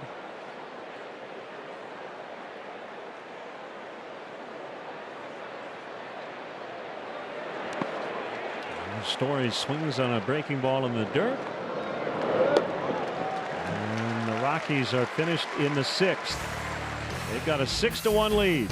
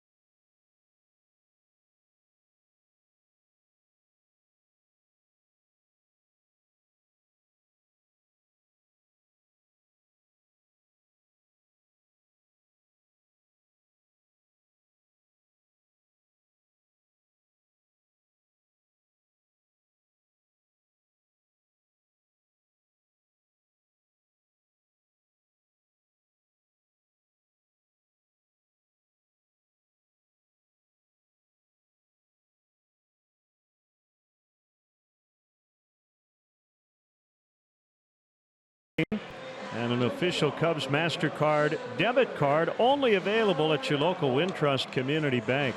Go to wintrust.com/Cubs to learn more. Members FDIC. Always see people playing catch in the park in Gallagher Way during ball games as they watch on the big screen. Arenado will get Almora for the first out here in the Cubs' 6th.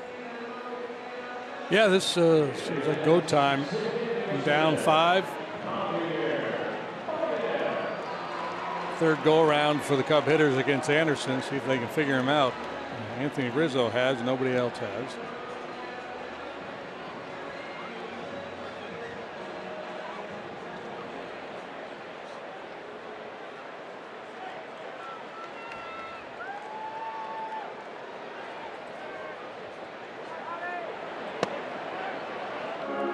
Little low for ball 1. Baez starting the day tied with Yoenis Cespedes for the NL RBI lead with 26. He's cooled off on the homestand, 3 out of 21. Right, so that's kind of the next piece of the equation for Javi. You know, he talked a lot this year about his willingness to change his approach a little bit, use the whole field. When you're seeing the ball well and you're kind of locked in, it's easy to do that. When you start to scuffle, do you fall back into bad habits?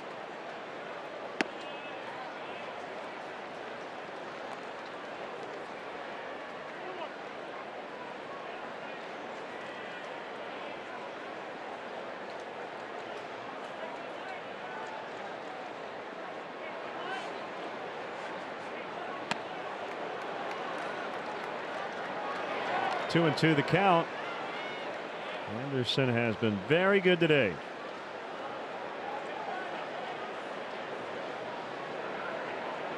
Let's throw fastball. You can see him mouth it to Iannetta. Quick pitch to him.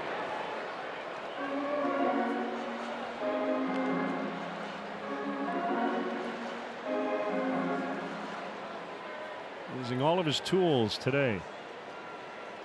Crafty left-hander.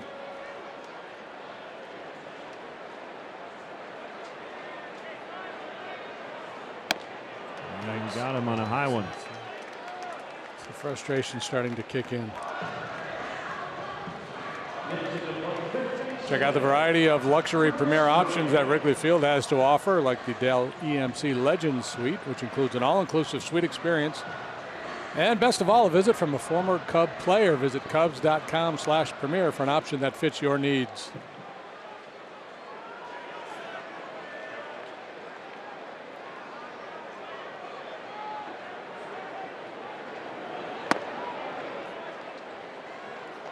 Too close to Bryant. 1 ball, no strikes. As he returned to the lineup, he's 2 out of 16. Had a big triple the other night. And scored the game-winning run on Monday.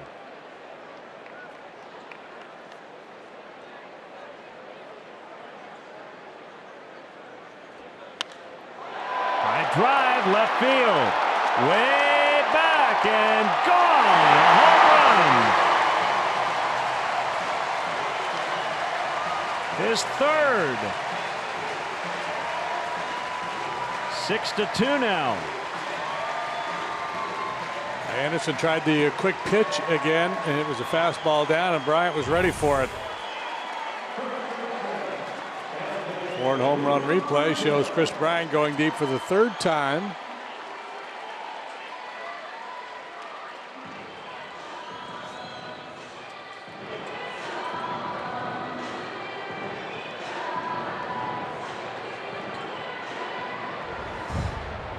Both runs on homers. Rizzo in the 4th. Bryant here in the 6th. And Anthony looks at a strike.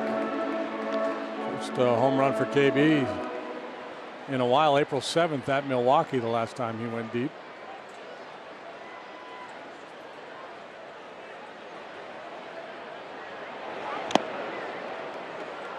Quickly 2 strikes to Rizzo.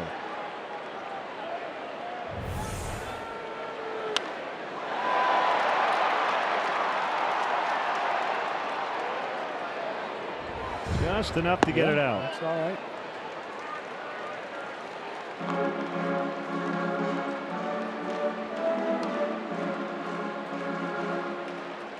Two of the Cubs' 3 hits have been home runs. Rizzo's 2 for 2. Make it 2 for 3. So Anderson notches his 8th strikeout.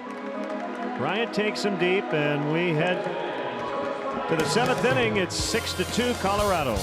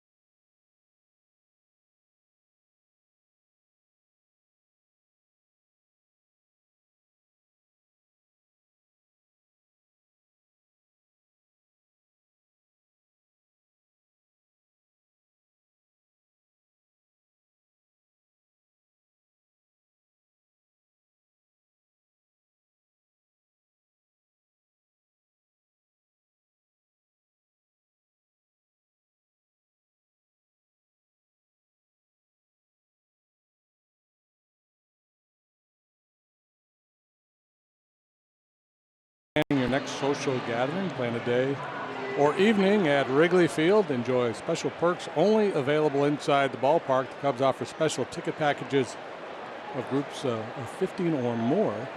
Visit Cubs.com/groups.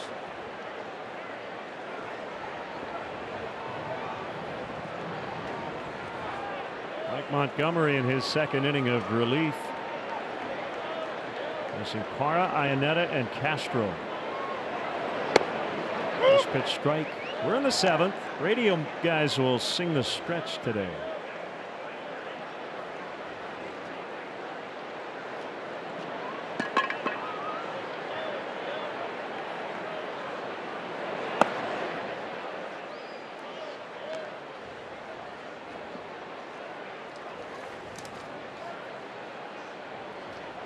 Speaking of Pat and Ron, we want to welcome Zach Zaidman to the Cubs broadcast fraternity as that ball is foul. Zach, pre- and post-game host on Cubs radio. They look warm.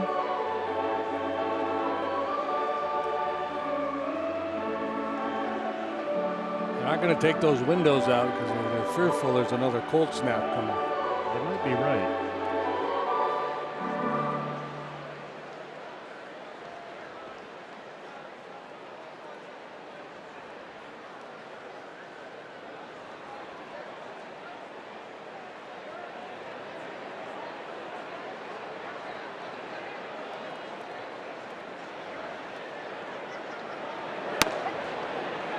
Called third. Parra retired.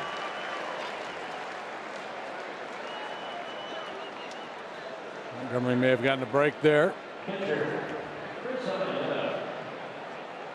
11th strikeout recorded by Cubs pitching today. Darvish struck out 8 in his 4 1/3 innings. Dunsing had 1, 2 now for Montgomery.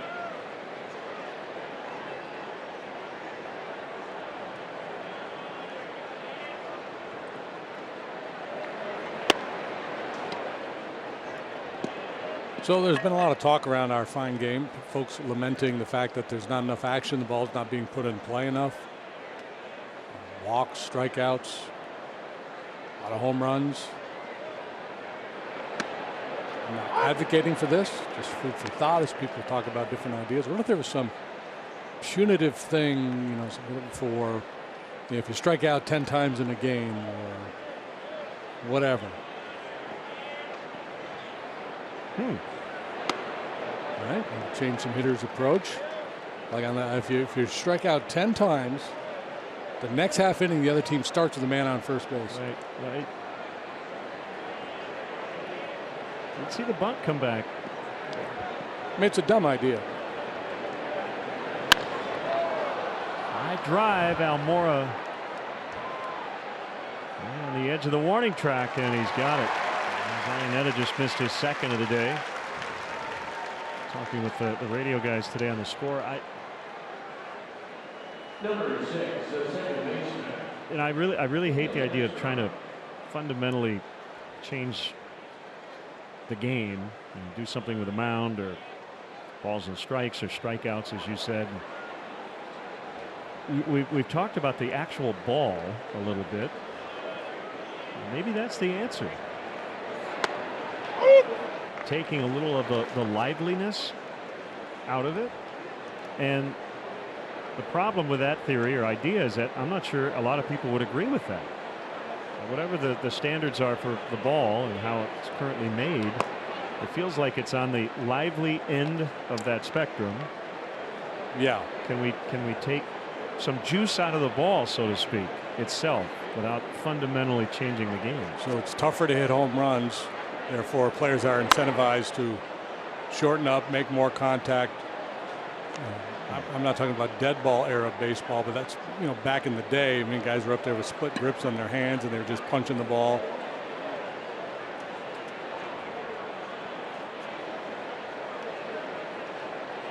That would maybe bring more speed back into the game, more athleticism. I mean, they're great athletes playing the game now, but more of an emphasis on stealing bases. You wouldn't want to change the weight. You don't want to hurt anybody's arm. You want to make sure pitchers who throw that ball, it feels right.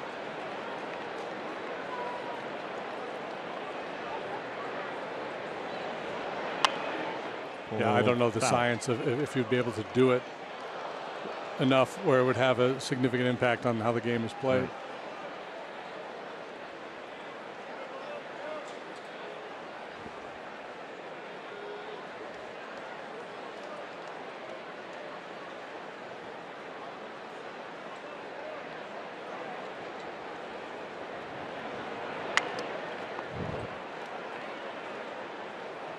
Right, it's kind of a paradoxical issue, right?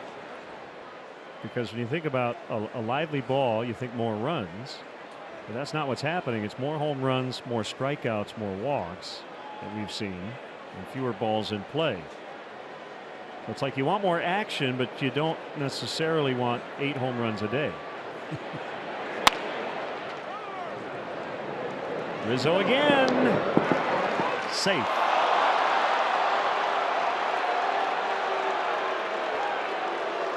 Infield hit for Castro. If it holds up, it'll be his first hit as a Rocky. He has to break stride just a little bit. The foot race is on, and boy, I thought he got him. Question is, was his foot on the bag? Yeah. And Joe will challenge it. The call was made by Manny Gonzalez that his foot was not on the base. The throw was in time. His foot got down in time. Did it get to the bag? Will they have an angle to show that he did? That look, he didn't step on top of the base, but he may have brushed the side of it as he planted his foot. And hopefully they'll get a real clean look at that. Now Gonzalez had a real good look, right? Yeah. So he tended, you see Mike at the end roll his ankle into the bag, almost confirming the call. It's kind of like he knew he missed it initially.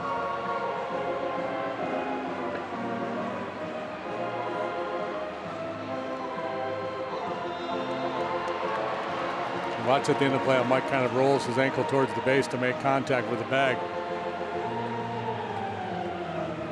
I'd be surprised if they have an angle that could show if in fact he touched the bag first that he did. Because the original call was made by a guy staring right at it saying he wasn't. Once here is that it'll either be confirmed or stand, as you said. Let's take one more look at this play, and Anthony playing far off the line, and his instinct is to go get it. And obviously, as you look at that replay, had he gone to the bag, Javi would have been there to make the play for him. So it's just a tough read. With all the shifting in the game now, guys are, far off of what you would consider normal positioning.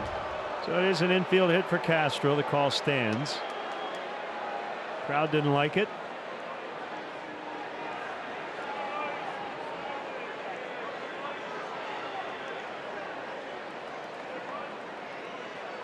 So it's Valleca at the plate. Noel Cuevas on deck in the pitcher's spot, and Valleca just hit it foul.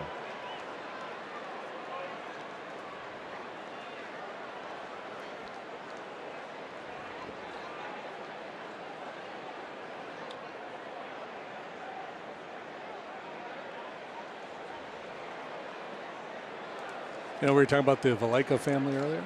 Yeah. Talked about all the boys playing ball. His sister, Brianna, used to work at the Big Ten Network. Maybe she still does. I don't know. We've got inside information.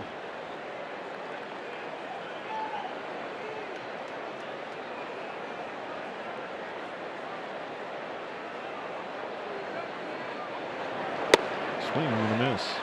Have to assume she had a little game as well. Yeah. Just to kind of wrap up our earlier conversation about the run scoring environment, I think probably the most prudent and best answer and the most likely scenario moving forward is that the game will just take care of itself. Right? We're just in that cycle. With lots of strikeouts, more walks, and fewer balls in play.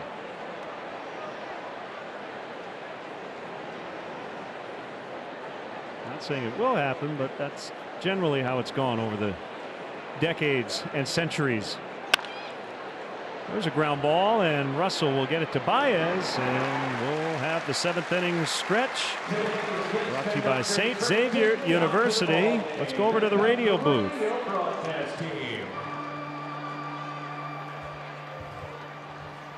All right. Nice and loud. Let me hear you. You guys ready to go? A 1, a 2, a 3. Take me out to the ball game. Take me out with the crowd. Buy me some peanuts and Cracker Jack. I don't care if I ever get back, or it's root for the. If they don't win, it's a shame. For it's strikes around at the old ball game.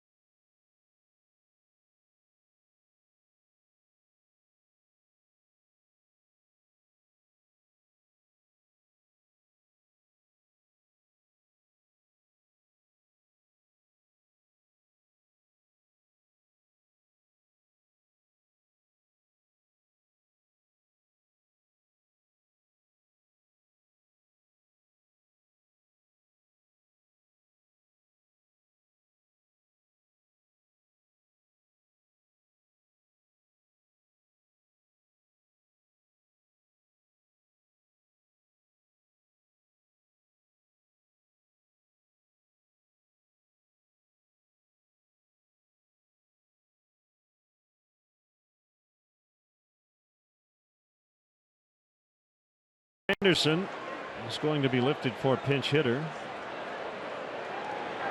Never got to his spot, so this likely his final inning. Well, he's been featuring that first pitch changeup to a lot of the right-handed hitters, and it's been effective. Nice job by Pat and Ron and Jack Zaidman and Dave Miska with a stretch.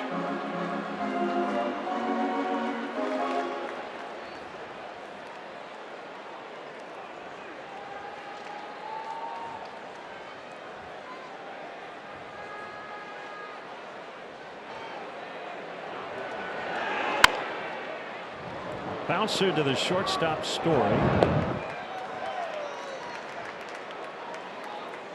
Fans, the Cubs now offer 60 tickets located in the lower level terrace for just $10 for every regular season home game. Fans can register online for the opportunity to purchase up to 4 tickets. Registration opens 48 hours before the game closes, 24 hours prior to the scheduled first pitch. No fee to enter. For details, Cubs.com/1060 tickets.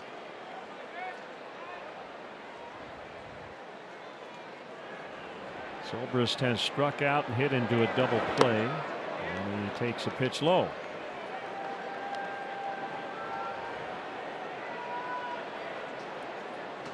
Just doing a real nice job with that changeup down and away, just putting that seed in the hitter's mind. You gotta respect the off-speed pitch, and then if you tell yourself wait, and he throws that cutter in your hands, you got to be really quick to get to it.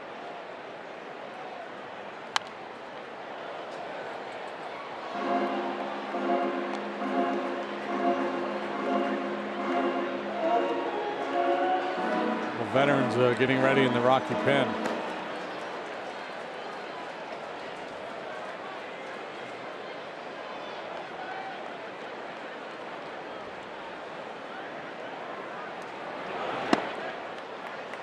And 2 to Zobrist.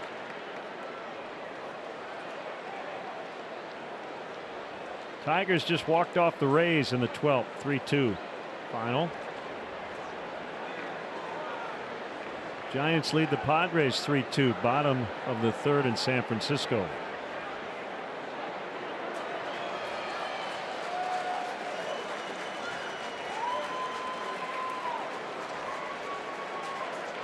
Twins shut out the Blue Jays 4-0.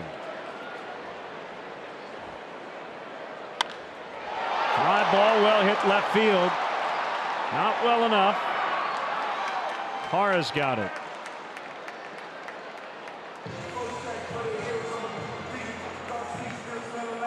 Probably well enough last night.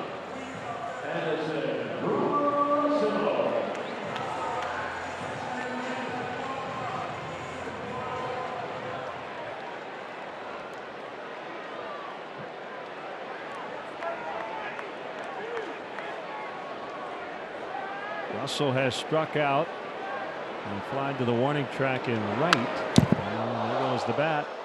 It's a fairly common occurrence the last couple of years. As he will lose the grip on that bat, and Jason Hayward will help him out. As long as I'm over here, you're going to apply some of this to your bat.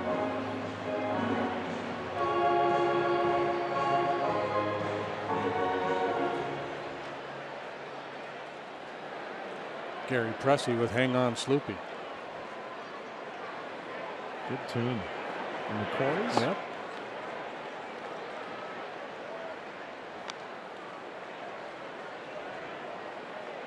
You know who sang that song, right? The McCoys. Yeah, but the guy The who singer? sang Oh, the no. song. Yeah. No, the real McCoy? He was. Rick Derringer. He later had the solo hit Rock and Roll Hoochie Coo. I did not know that.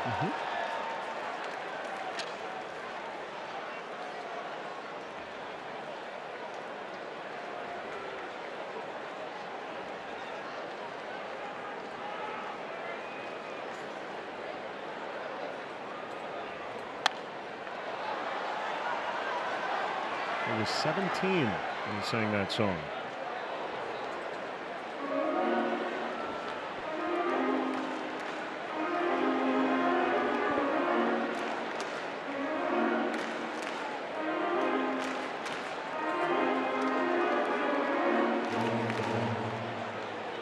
Not related to John Derringer, is it? Don't know. or even John Dillinger. There's a good changeup again. So Anderson, likely done for the day, was really good. 2 solo homers, and he'll exit leading by 4 runs.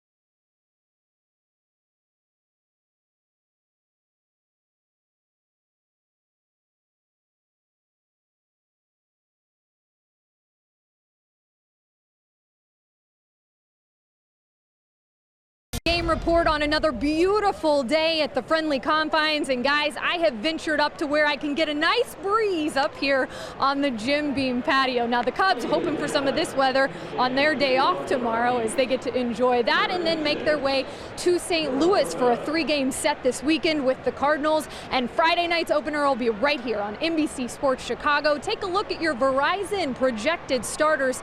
It'll be lefty Jose Quintana, who picked up his 3rd win of the season earlier this week against the Brewers, opposing righty Miles Michaelis for the Redbirds. And this is going to be a very entertaining early May series between these two. Both offenses starting to heat up, and we know how dangerous it can be when that happens. Right, guys? Let's send it back to you. Thanks, Kelly. Yeah, it'll be a fun weekend, and it will be a battle for first place as Noel Cuevas continues his fine work in this series off the bench with a leadoff single. So he is now 4 for 5 in the set. And it's Charlie Blackmon.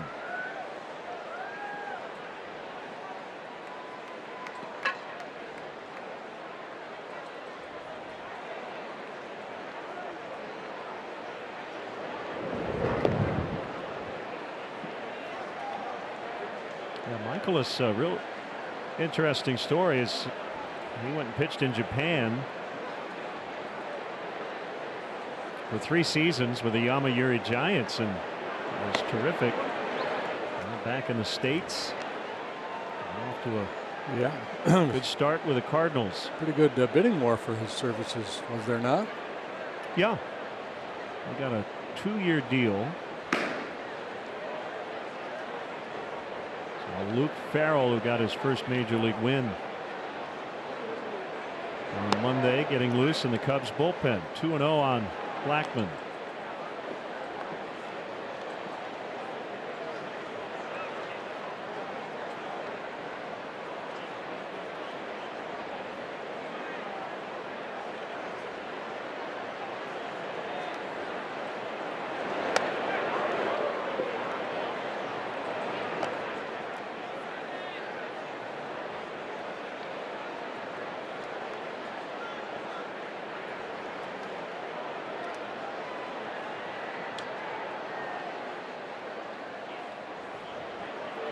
Rough ride for Yu Darvish today. 4 1/3. He gave up 6 runs, 5 earned, allowed 3 home runs.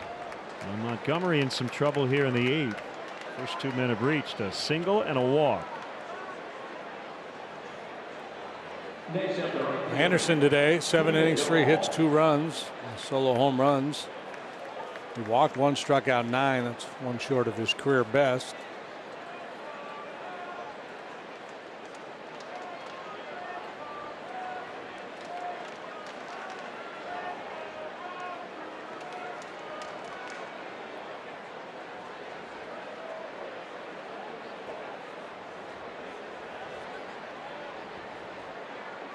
Feels like the humidity's been ratcheted up a little bit. Yeah, I agree. Might get some rain a little later.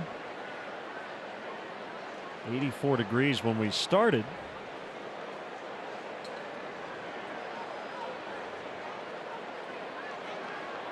So you may be thinking bunt here from Dahl with runners on first and second and nobody out, but a successful sacrifice here probably means Arenado doesn't get a chance to swing. He's on deck.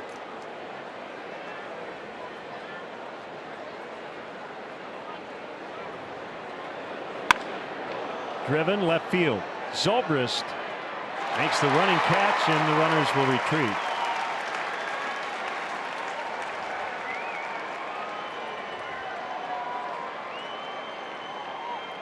Here comes Joe, and he's going to make a double switch.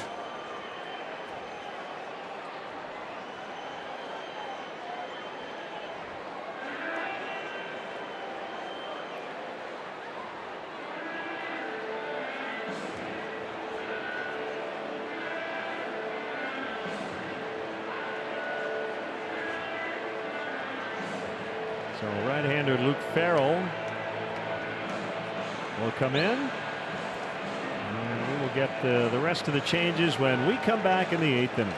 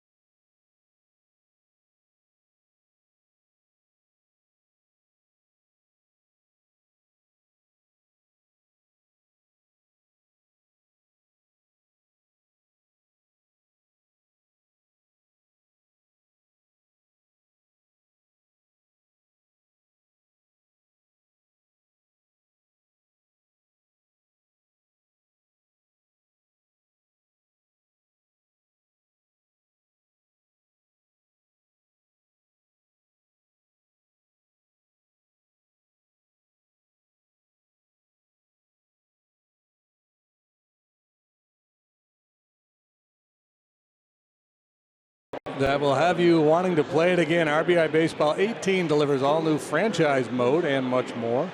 RBI Baseball 18 is available for Xbox One, Nintendo Switch, PlayStation 4, iOS, and Android. Learn more at RBIGame.com. It's a whole new language.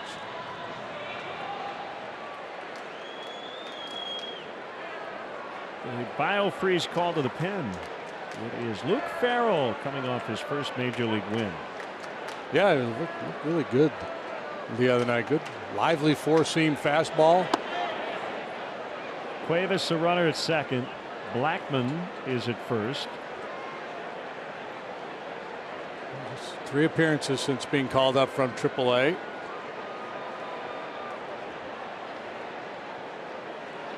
Cleveland native and product of Northwestern. Victor Caratini now catching. Wilson Contreras got rid of his catcher's gear. He's now playing left. And Ben Zobrist is at second. Baez to short. Addison Russell is out.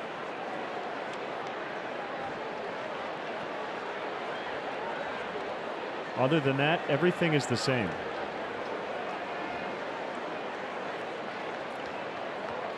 Just a minor shift.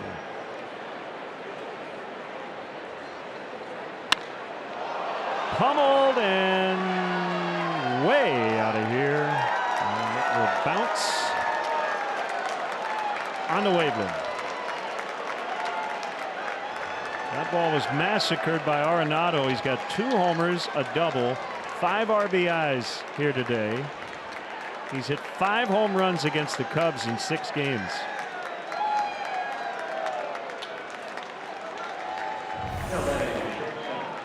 Well, trying to go away with that fastball. You can tell by the reaction of Farrell. He knew it as soon as barrel met ball that this was going to take a long ride. There's the Ford home run replay. Can't pin this one on the wind or the heat or anything else. Just a tremendous swing of the bat by Arenado.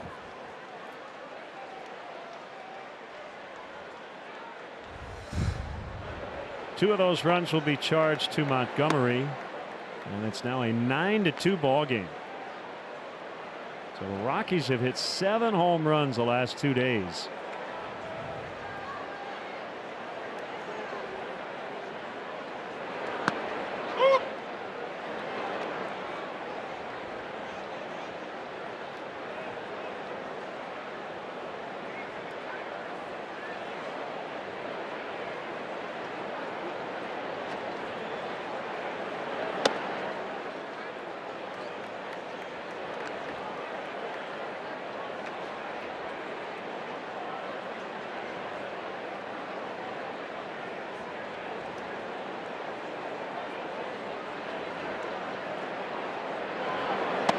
Arenado is still a homer shy of tying the daily lead. 2 guys have hit 3 already in a game. We're on May 2nd.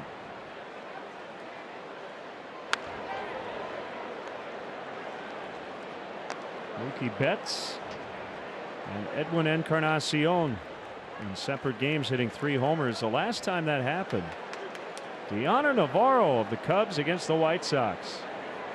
2013. That day, Ryan Zimmerman also hit 3 in Baltimore.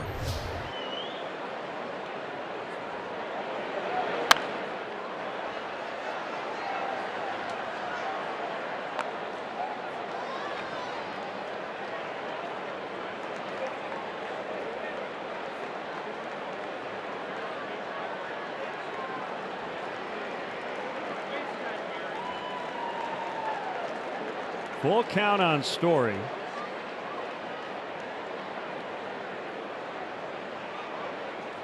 There's Farrell's pitch. We will repeat. Mookie Betts now has the Red Sox record for most 3 home run games. Past Ted Williams. 6-ish. I think that's right. I'm seeing this note here just that he passed Williams. I don't know how many. 4. He has. Okay. That's a lot. That's a lot. That'll get in for Story. Well struck as well. The all-time record is 6. Who is it? Oh, Sammy Sosa and Johnny Mize. Big Johnny cat. Mize, Sammy Sosa each had 6 3-homer games.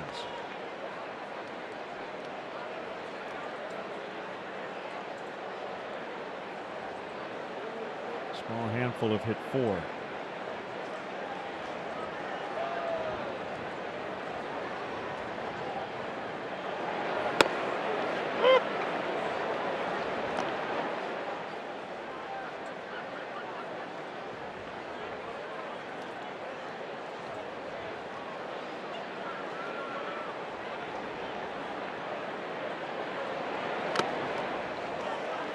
And 2 on Parra.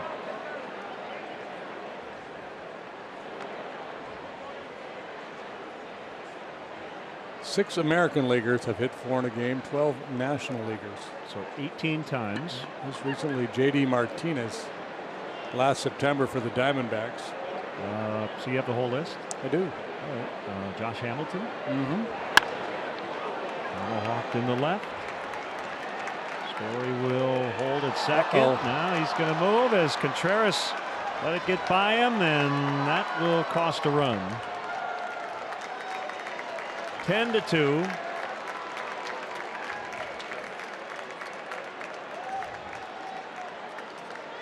No RBI for Parra.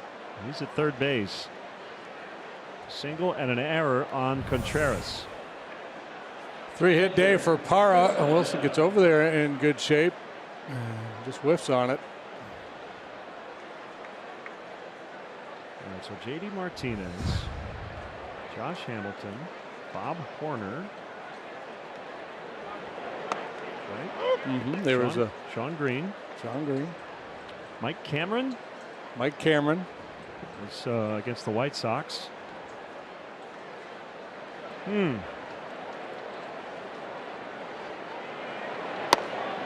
Pretty good start, and I think I've hit a wall.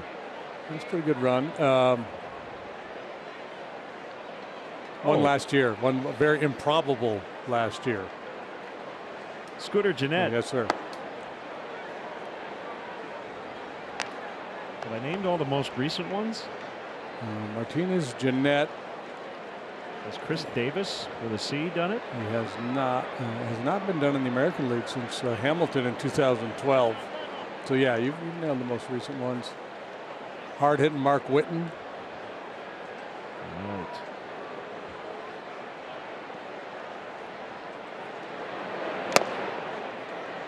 Back in the early 90s, right?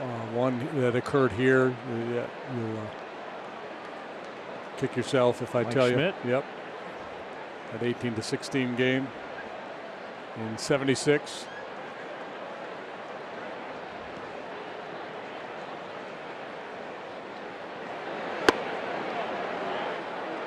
Farrell thought he had him. 3-2.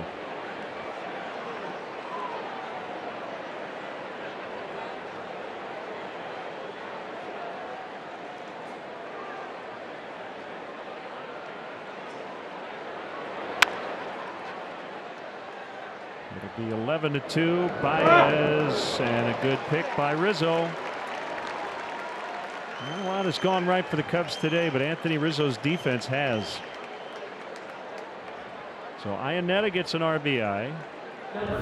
Yeah, this is the kind of day where winnable game when this inning started, down 6-2, but things have kind of gone south here. So you look for small victories, and Anthony hitting home run again today. So back-to-back days for him. KB for the first time in a while goes deep.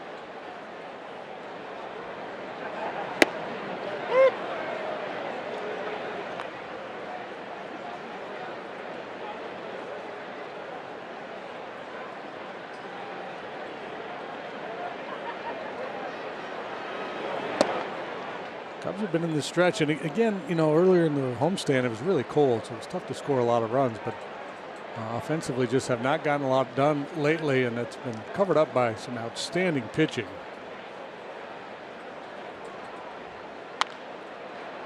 In the air, here comes Hayward, and he'll grab it on the move. An 8-batter 8th inning for the Rockies. They score 5 more times and have busted it open 11-2.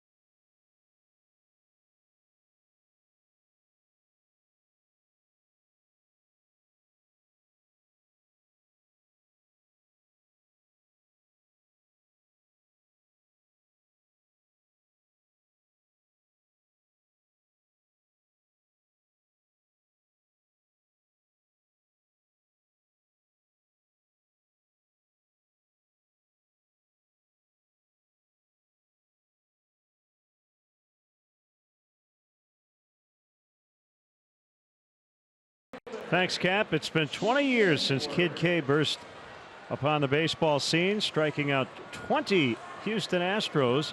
Kerry Wood watches the TV broadcast for the very first time. Here comes the hook, Friday at 6:30 on Baseball Night in Chicago. Here's the hit, the one hit that we talked about earlier. Long outing for it. To the left side, off Lowry's glove into left field for a base hit. Again, as already goes. Only blemish of the day.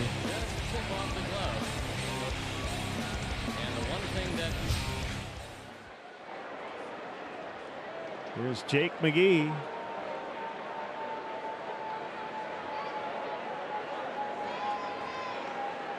(11-2) Rockies. Don Frisky, who was the official scorer that day, is the official scorer today, and he's just watching that replay on the monitor in the press box.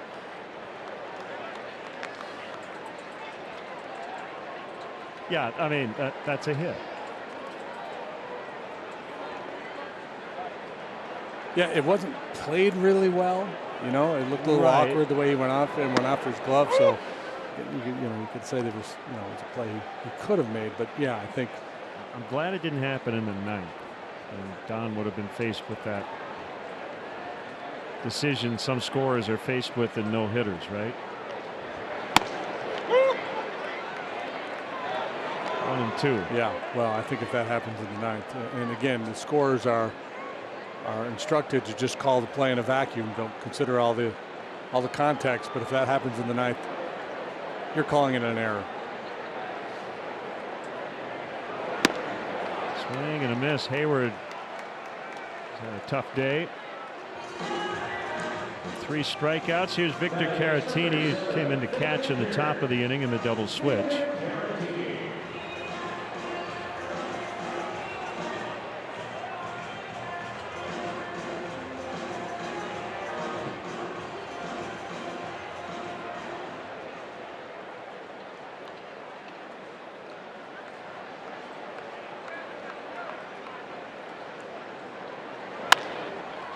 It's a ground ball to Story. And sling it across for the second out.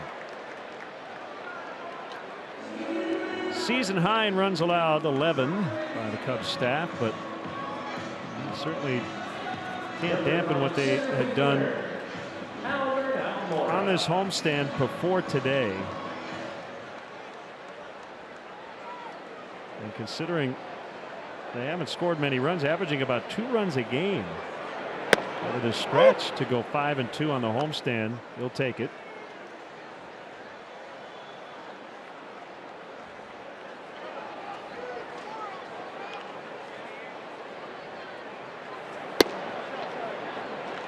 Off tomorrow, then weekend in St. Louis, right back home for the Marlins and the White Sox. Makeup game with Atlanta on May 14th. And we go to Atlanta. A 3-game series. This is going to be a quiet 8th. Cuevas retires Almora. Cubs bats only 3 hits today, 2 solo homers. Rockies have dominated. It's 11-2.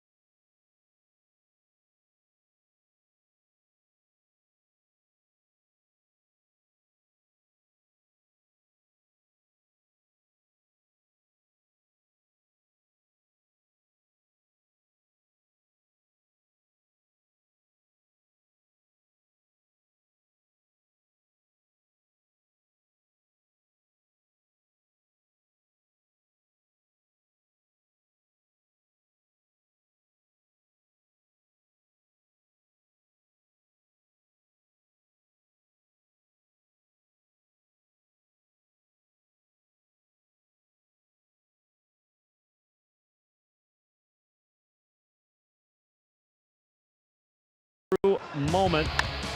It has been the Nolan Arenado show in this season series, as the Rockies seem poised to engineer a series split.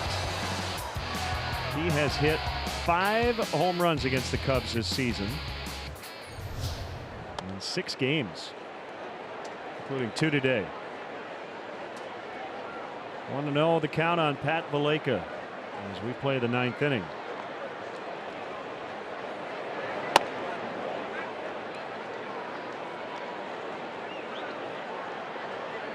Pitchers of record are the starters. Anderson would improve to 2-0, both wins against the Cubs. Darvish dropped to 0-3 with an ERA of 6.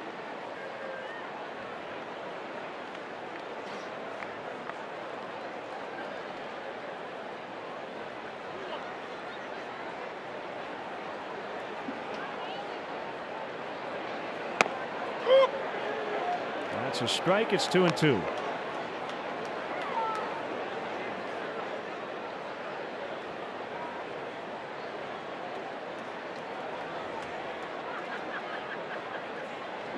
Six righty coming back. The pitch is outside. Stays pretty tall in his delivery. It reminds me a little bit of Kyle Hendricks. His arm stroke, the way he takes the ball out of his glove.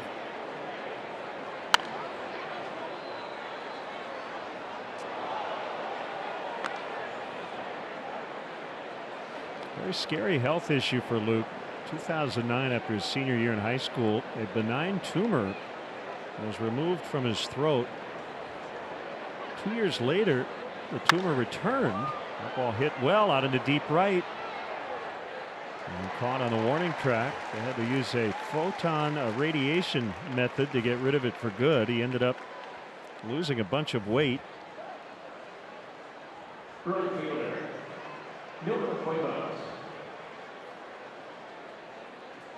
So that's the first out of the inning. Cubs claimed him off waivers from the Reds back in October. He pitched 9 times for Cincinnati last year out of the bullpen. Made 1 start with Kansas City earlier in the year. Those were his original club. He was a 6th-round pick at Kansas City in 2013. I recall John Farrell took a game off from his managerial duties with the Red Sox to go see Luke pitch for Kansas City. Yeah, correct? that sounds right. Yep. Very cool.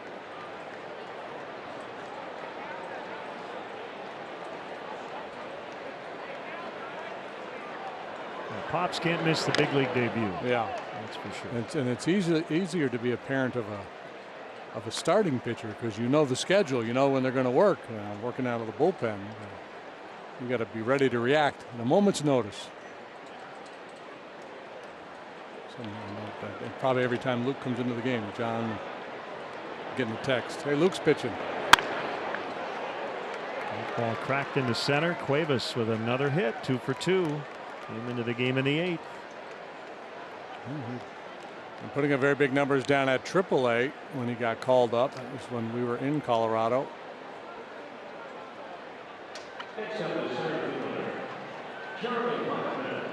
John, his dad, Luke's dad, John, now has in a front office position with the Reds.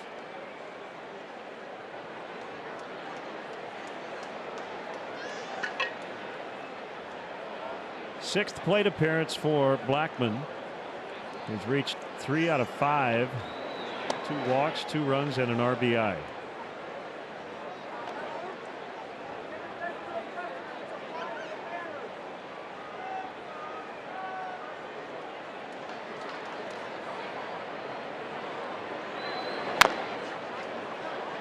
I think largely most baseball fans have understood now the idea of RBIs being a function of opportunity, right?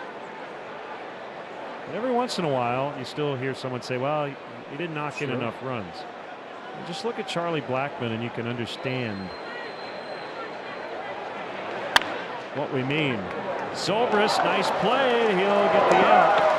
But Blackman is one of the best hitters in the National League. He's got 10 home runs and 19 RBIs. The RBIs are not anything he's done wrong. It's where he bats in the order. Yeah, that's it.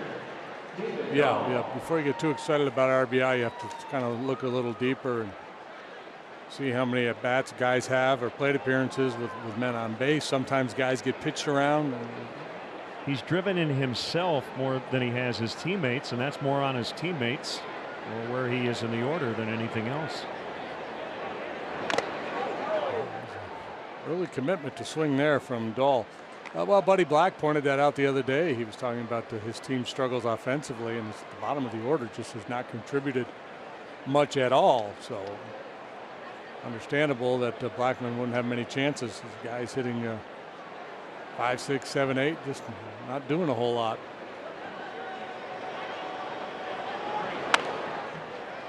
Popped up, foul territory. Just over the dugout. They're having some fun today, though, these Rockies. 11 runs on 14 hits.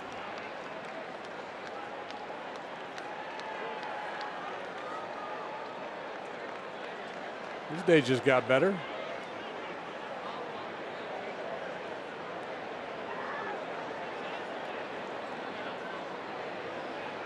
Skies have darkened a bit here in the late afternoon. Lights are on. Rizzo is going to make a flip, and I don't know if he didn't have a good grip on it. McDowell reaches on an infield hit.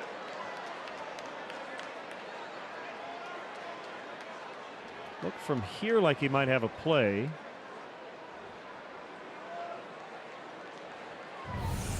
It's Dahl's second base hit to the first baseman today. Yeah, he lost the grip. I think he bobbled. Maybe a little bobble, and also I think he realized that Farrell was going to be beat to the bag. A slow ground ball there. Arenado with another chance here.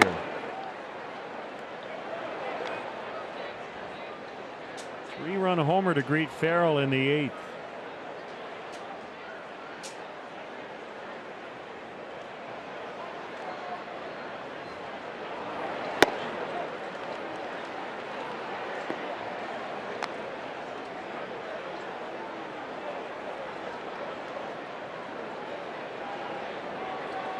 One career 3-homer game for Arenado.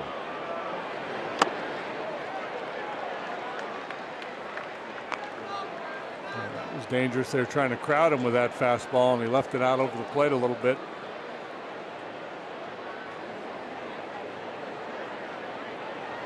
July 19th last year at Coors Field against the Padres, he hit 3. He lines to Bryant this time. And the Rockies strand 2. We go to the last of the night. 11-2 Colorado.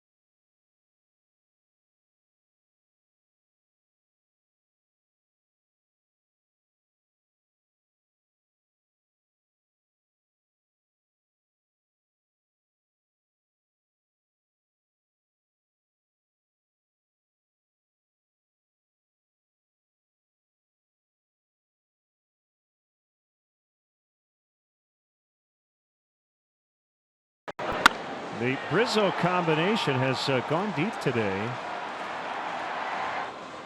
And typically when that happens, the Cubs win. They only lost one time, including the postseason, where both Chris Bryant and Anthony Rizzo go deep. But Likely not meant to be this afternoon.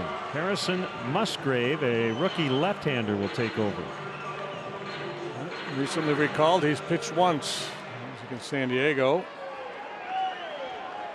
From Morgantown, West Virginia.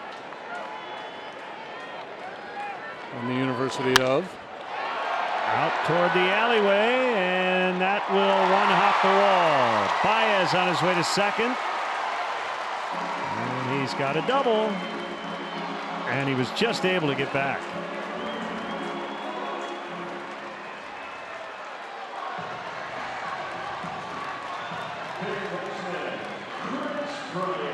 Well, good for the mental health. It's been a tough homestand for him. Struck out last time with a couple wild swings. This time he shoots it hard the other way.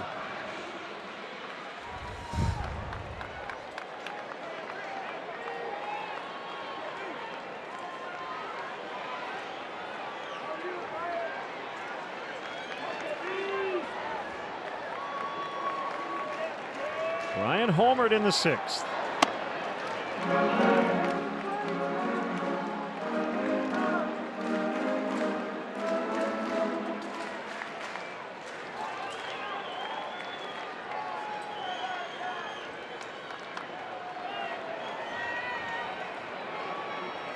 The 1-0 pitch.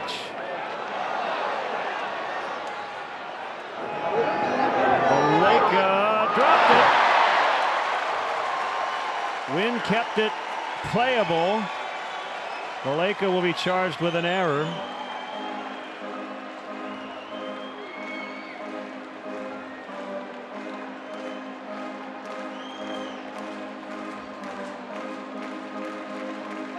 So the young left-hander will have to continue to battle Chris Bryant here. Baleka falls victim to the wind here at Wrigley.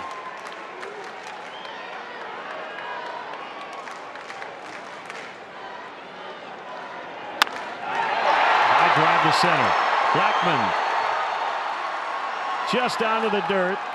Baez will tag. That's out number 1.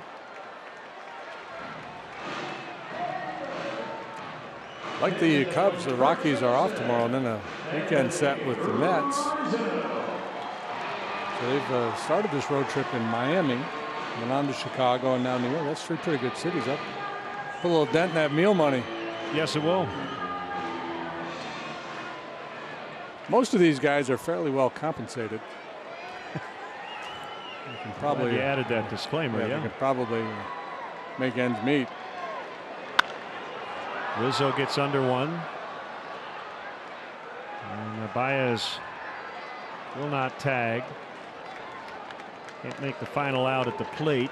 Down 9. So 2 away.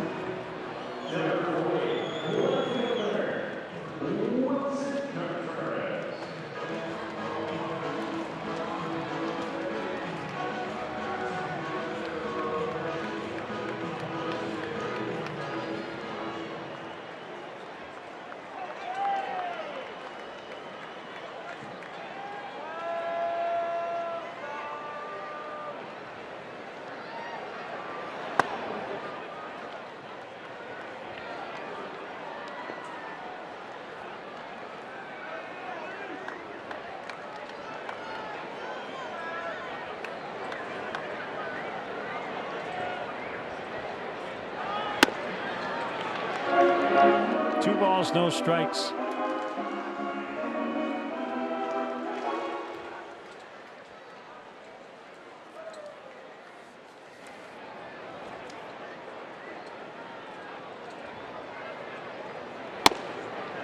Missed again.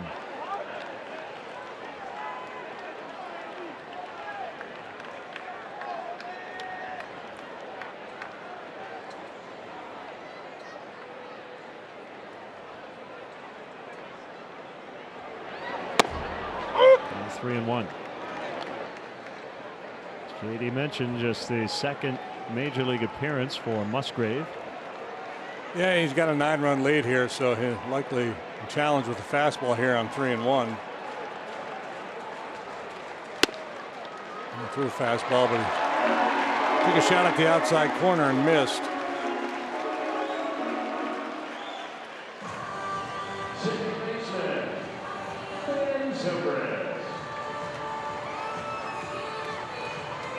just in case.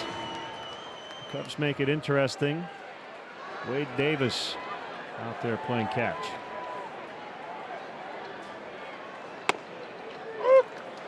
Wow, that's a high level of preparedness there.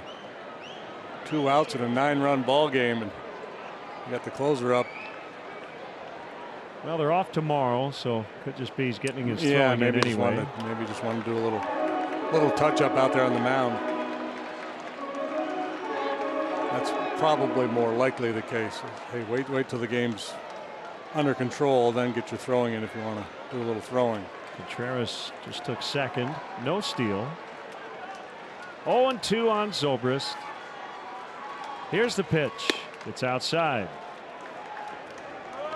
Tommy La Stella will get an at bat if Zobrist can keep the Cubs alive for one more batter.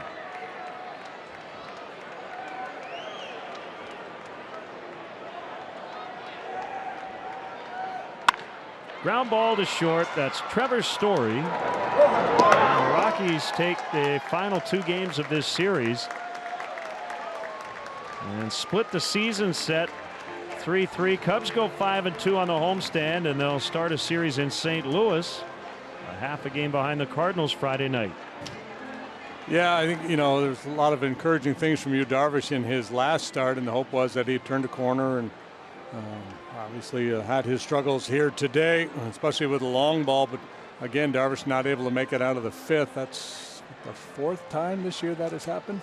4 1/3 today, 7 hits, 6 runs, 5 earned, and probably the other issue is just the inability to generate a whole lot of offense. The toast of the game is presented by Binny's Beverage Depot, and it goes to Tyler Anderson. 2 of the Rockies' 3 wins he owns. Yeah, Anderson, as we mentioned at the start of the ball game, the 3rd consecutive Rocky starter making his Wrigley Field debut, and he was awfully good here today. That cutter changeup combination, and mystifying the Cub hitters. He struck out 9 and 7 very good innings of work. Binny's Beverage Depot is the official champagne provider of the Chicago Cubs. For JD, for Kelly, and our entire NBC Sports Chicago crew, Len Casper with your final. Rockies 11, Cubs 2. Make sure you're with us on Friday at 7 as the Cubs and the Cardinals open up a weekend series. And stay with us as Blue Cross Blue Shield of Illinois post-game live is next.